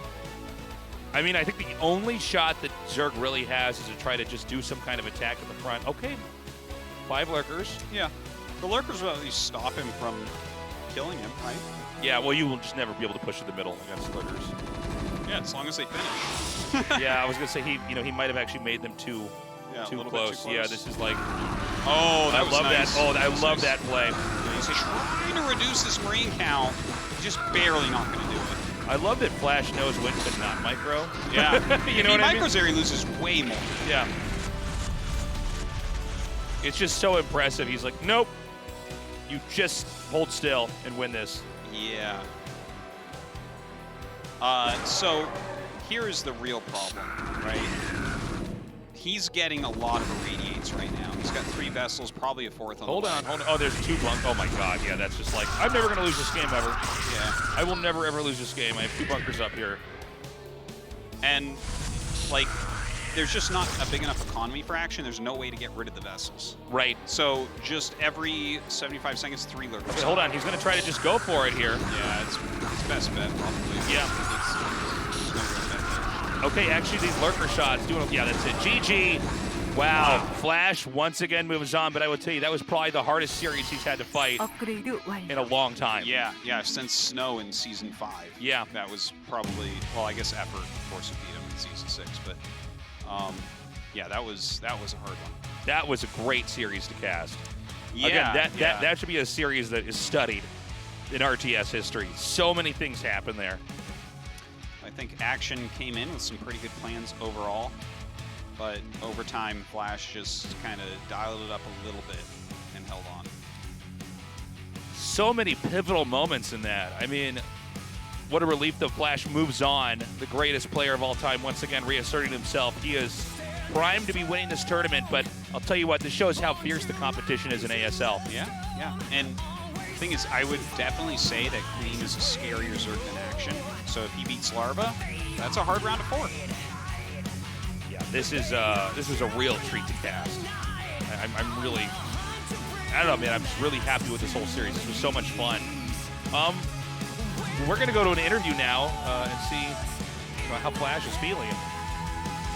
Wait, do we do that? I might be a little bit rattled. ASL 시즌 9 8강 첫 경기 함께 하셨습니다. 첫 번째 4강 진출자가 탄생했는데요. first, 정말 오랜만에 좀 고전한 이영호 선수입니다. 축하드립니다. Congratulations. 와, Thank you. 다전제에서 이영호 선수가 이렇게까지 고생한 It was a long 걸 본 게 series. 얼마만인가 하는 생각이 들 정도로 와 오늘 쉽지 않은 It seemed like you really struggled in this series. The 4강에 games are so 안착하셨는데요. close. 소감이 좀 남다르실 것 같아요 오늘은. But at the end, you managed to pull through. You must be feeling incredible. 오늘 아까도 인터뷰했듯이 초반에 좀 today was 무너지면 오늘 진짜 today was hard. I struggled a lot. And 초반에 제가 무너져가지고 진짜 떨어지는 like I said, 계속 떨어지는 줄 알았고 if I lost, 계속 막 상대가 공격적으로 잘하더라고요. that would really have messed up my mentality. 않겠는데 하면서 했는데 어떻게 Action plays aggressively. He does a really good job at it too. I think luckily I managed to survive this today, especially in the final match. 그런 정도로 빡세게 해가지고. 근데 전 실피드에서 We were surprised, 정말 right? 재밌었던 것 같아요. 막 쉴드 When you 복싱을 혼자 lost 하고 that first game. 있었잖아요. 꿈에도 생각 He said I 못했으니까. can't even really remember the game actually. 제가 너무 생각이 많았어요. 10가지 수가 있으면 한 9가지는 생각하면서 막 I had 드랍도 so many 생각하고 막 thoughts 하다 going on in my 보니까 mind. 좀 너무 머릿속이 복잡했는데 I thought I was gonna do 옛날에 이거 drops 제가 or do this or do that. 김정호 선수한테 그래서 그때 생각도 나면서 And then after I lost it, excuse me, and also 이런 생각을 했는데 했었어요. it reminded me of my game against Effort in the past. 그 So 건너에서 드랍십을 활용하면서 I 울트라를 thought it's 거의 just gonna happen to me again. I 농락할 hope 수준으로 not. 멋진 장면들을 보여주긴 했었는데요. 약간 불리하다 보니까 쥐어 짜내서 이거 어떻게 해야 된다. So you were doing that dropship attack up there. 역전 가능성이 And that did 생기겠다 you were hoping to 했는데 do a lot of damage with that, correct? 를 했는데 이득은 많이 봤지만 너무 불리하더라고요. 저는 오늘 그 승리의 원동력 벌처. Yeah, I thought maybe I could try to do something with the tanks, but it wasn't working out. 그 위치에 원래 있는 벌처가 맞나요? 그게 저는 링을 한 번 오고 And on the match 상대가 point, 이제 뽑은 게 한 번 더 링이었어요. 저 몰랐어요. 사실 몰랐는데 거기서 이제 운 좋게 벌처 견제 가려고 He sent his 출발했는데 링에 lings out. 봐가지고 거기서 운이 when my vulture got in, I 견제 knew 가기 위한 대기소였던 it was going to work 예, out. 글로에서 이제 올라가려고 했는데 손이 좀 막 꼬였어요 그때. 그래 막 꼬여가지고. 근데 I'm 좀 glad I 늦게 간 spotted 게 his 다 army 볼 when I 수 있었던 did. 것 같아요. 정말 대박이었던 것 같아요. Anyways, luckily I caught that and I managed to catch him off guard with that. 힘들 것 같은데 그 마지막 그 경기에서는 어땠습니까? It's hard. It's pretty crazy to see panic like this. Tell us about the last game, Game 5. 스타일콜 좀 많이 해왔는데 12합을 하면 좀 많이 이겨가지고 좀 12합 했을 때 원래는 연습 때는 이제 So when I'm using that 앞마당 strategy, 무조건 깨졌거든요. 근데 제가 뭔가 딱 막히길래 In practice, 빨피 남고 그래서 빨간 in using that, 뭐지? 이거 I thought I 떨어지나? could destroy his 이런 생각을 natural. 했었어요. 예, 했는데 it didn't really work out. I was 굳이 pretty surprised when 운영이 those links came down and 잘 stopped me. 휘두른 게 승리의 원동력이었던 것 같아요. I thought, oh my God, I'm not going to win. 네. I thought I 사실 might get 정말 eliminated, 적을 but 잘 잡는 I'm glad I 테란 managed to 하면 pull 이영호 through. 선수인데 네. 오늘 김성대 선수를 상대로는 정말 좀 오랜만에 경기를 하면서도 좀 당황을 많이 하셨을 것 같아요. 4강도 역시 하지만 저그전이 준비가 돼 있습니다. 자, 김명훈 선수와 이몽규 struggled against 선수와 Zergs. 경기를 통해서 승자가 또 4강에서 이영호 선수와 만나게 될 텐데요. But you're going to go now to another 만족하신가요? Zerg. 저그전을 다시 No 한번 matter what. 한다는 게? 확실히 대회 때인데 Are you 바이오니 excited to face off against another Zerg player? 이게 정교한 컨트롤이 들어가다 보니까 대회 때 이게 삐끗하면 제가 질 때 보면 저그전을 항상 많이 졌던 것 같아요. Against Zerg, I've been going 그래서 bionic 이게 a lot. 좀 정교한 컨트롤을 많이 요구하는데 좀 더 보완해서 But the control is really important when you have that 오늘 play style. 굉장히 큰 수확을 It 얻었다고 requires a lot of 생각하거든요. mechanical 제가 and 그 it's very 옛날에도 demanding 김정호 선수한테 and 한번 sophisticated. 지고해서 오늘도 그 느낌을 받아서 이거 극복해야 된다 이 생각으로 했으니까 한 단계 I definitely learned a lot from this series, by the way, 임하도록 coming into this. 네, 김병훈 선수와 이몽규 선수 두 저그가 또 스타일이 I 좀 think I can show 다르잖아요. probably a better 4강에서 performance in the 어떤 round of 4, 선수를 만나면 조금 더 taking what I've learned today. 이영호 선수가 편안하게 임할 수 있을까요? 전 둘 다 Who do you think is actually better 쉽지 않은 for you 수가 될 것 to 같은데 face? 그래도 홍규랑 I think all these guys are pretty strong. 맨날 말로만 하고 한 적이 없어요. None of them are easy to deal with. 이번에 한번 대회 때 한번 붙어보고 싶네요. If I had to pick one, I would 오늘 prefer. 이영호 선수의 저그전을 I'd like to pick Larva. 본 팬들은 In the 또 past. 4강을 더 기대할 것 같습니다. 팬들에게 한마디 In the past, I said I 전해주시죠. wanted to play against Larva, and it never actually happened. So I would look forward to playing a game against 제 him. 오랜 팬분들도 제가 오전지 저그전 가면 많이 Any words to your fans? 져가지고 떨어지는 줄 아셨을 거예요. 근데 또 한 단계 저는 좋게 생각해요. I'm sure you guys were all 때문에 panicked to see me possibly get eliminated. 훨씬 더 한 단계 I know in the past I've lost against a Zerg before. Like I said, 응원해 주세요. 감사합니다. 네, 다시 한번 I learned a lot 4강 from 진출 today's matches. 축하드립니다. I'm going to try to do my very best. 자, 이렇게 해서 4강에 he's 진출한 right. 이영호 선수와 함께했습니다. He's going to show. He says he'll show better games next time. He's throws his mic on the ground and I runs know. out. He's like, I'll try to do very well. And he just walks off. This was a great day. I thought it might just be like one-sided, but man. And by the way, Action could have won this, man. Had those legs not been spotted. So, I mean, this is a big reminder again. I mean, Flash is still the best. He's the most likely player to win this tournament, but the competition is fierce. Yeah, it shows what good planning can do against even the best player in the world. Because I think Action planned this series a bit better than Flash did, to be honest. But I guess, you know, that's kind of the underdog story, right? Is you have complete freedom in your planning, where Flash is almost expected to absorb anything that comes his way. And we can see that he's not going to absorb anything. There are ways to work around his greatness. Yeah, and I think Action came in here with a very smart way of playing around all Flash's strength. So we're going to have a badass ZVZ coming up next. That's going to be on Tuesday. Queen versus Larva. Yes. Should be good. Larva strategically plays a nice ZVZ, but I think mechanically Queen is above him on the micro front. So I feel like that's what it's going to be. Maybe more Zerglings from Larva and more Mutas from Queen is my guess. Sure, maybe. Could be fun. Stork vs. Light is going to be a blast, and Chom Zerg vs. Bisu. I mean, these are two great matches. Yeah. Did you call him Chom Zerg? I call him Chom Zerg, yeah. Chom Zerg, Chom Zerg. He's a philosopher, Zerg. Sorry. But yeah, My that's going to be tired. good. Chosim Zerg is one of the only Zergs with a good record against Bisu, actually. That's right. So that's going to be fun. And there's our map pool. Inner Coven map fight. Please one time. Yeah, I would love to see a ZVZ on that. I think these guys both have very different play styles. And either one is going to be a great opponent to go up against Flash. Yeah, definitely some rivalries there. So that's going to be a good match. Make sure you tune in on Tuesday. Yes. And coming up here, GSL Code S. That's right. Not April far away. 11th Same is when we channel start. that we're on here right now. I did see people announcing that it starts earlier than that. Why they do you don't guys, know what they're talking why about. do you guys just say stuff you don't know? It's like when people are like, they sold the studio. I'm like, who did you talk to? Oh, nobody? Okay, you just decide things? Why are you deciding to do it? No one Say said what that. date our tournament's going to happen to. It's so weird. It's weird. It really is weird. Most of the things you read on the internet are probably not true. I've just come to this conclusion, you know? It wasn't always like that. No. The internet used to be very trustworthy when I was a kid. Yeah, no, now people just say stuff. It's like, you know, or they just repeat what they saw somebody else say, and it's like, okay. That's true. That's Anyways. that's how information travels. Yes. Okay, so Tuesday is ASL. Make sure you check that out. We don't have GSL Code S until the 11th of April. Yes. But that's coming right up. I mean, we have the qualifiers coming very soon, so the bracket can be revealed, and then we'll be back into that as well. Make sure you help us spread the word about the YouTube channel, and of course, ASL English and GSL English on AfreecaTV.com. That's right. And again, this is our new home. The channels that you're seeing us on now is where we're always going to be. So, you know, please continue to join us here and spread the word. Again, ASL is sizing up to be maybe one of our best seasons yet. We've got so many great games coming up here. Yeah, it's been very fun so far, and there's like some very exciting players left in the bracket. Yeah, and I do hold out hope that we have a Flash Bisu finals. That would be crazy, but Flash Bisu or Flash Stork is insanity. Yeah, both of those that's are just so good. So that good. would be, if we had a live audience, man, the line would be out the door. I know, it would be crazy. Yeah. Unfortunately, the world has not beaten coronavirus yet.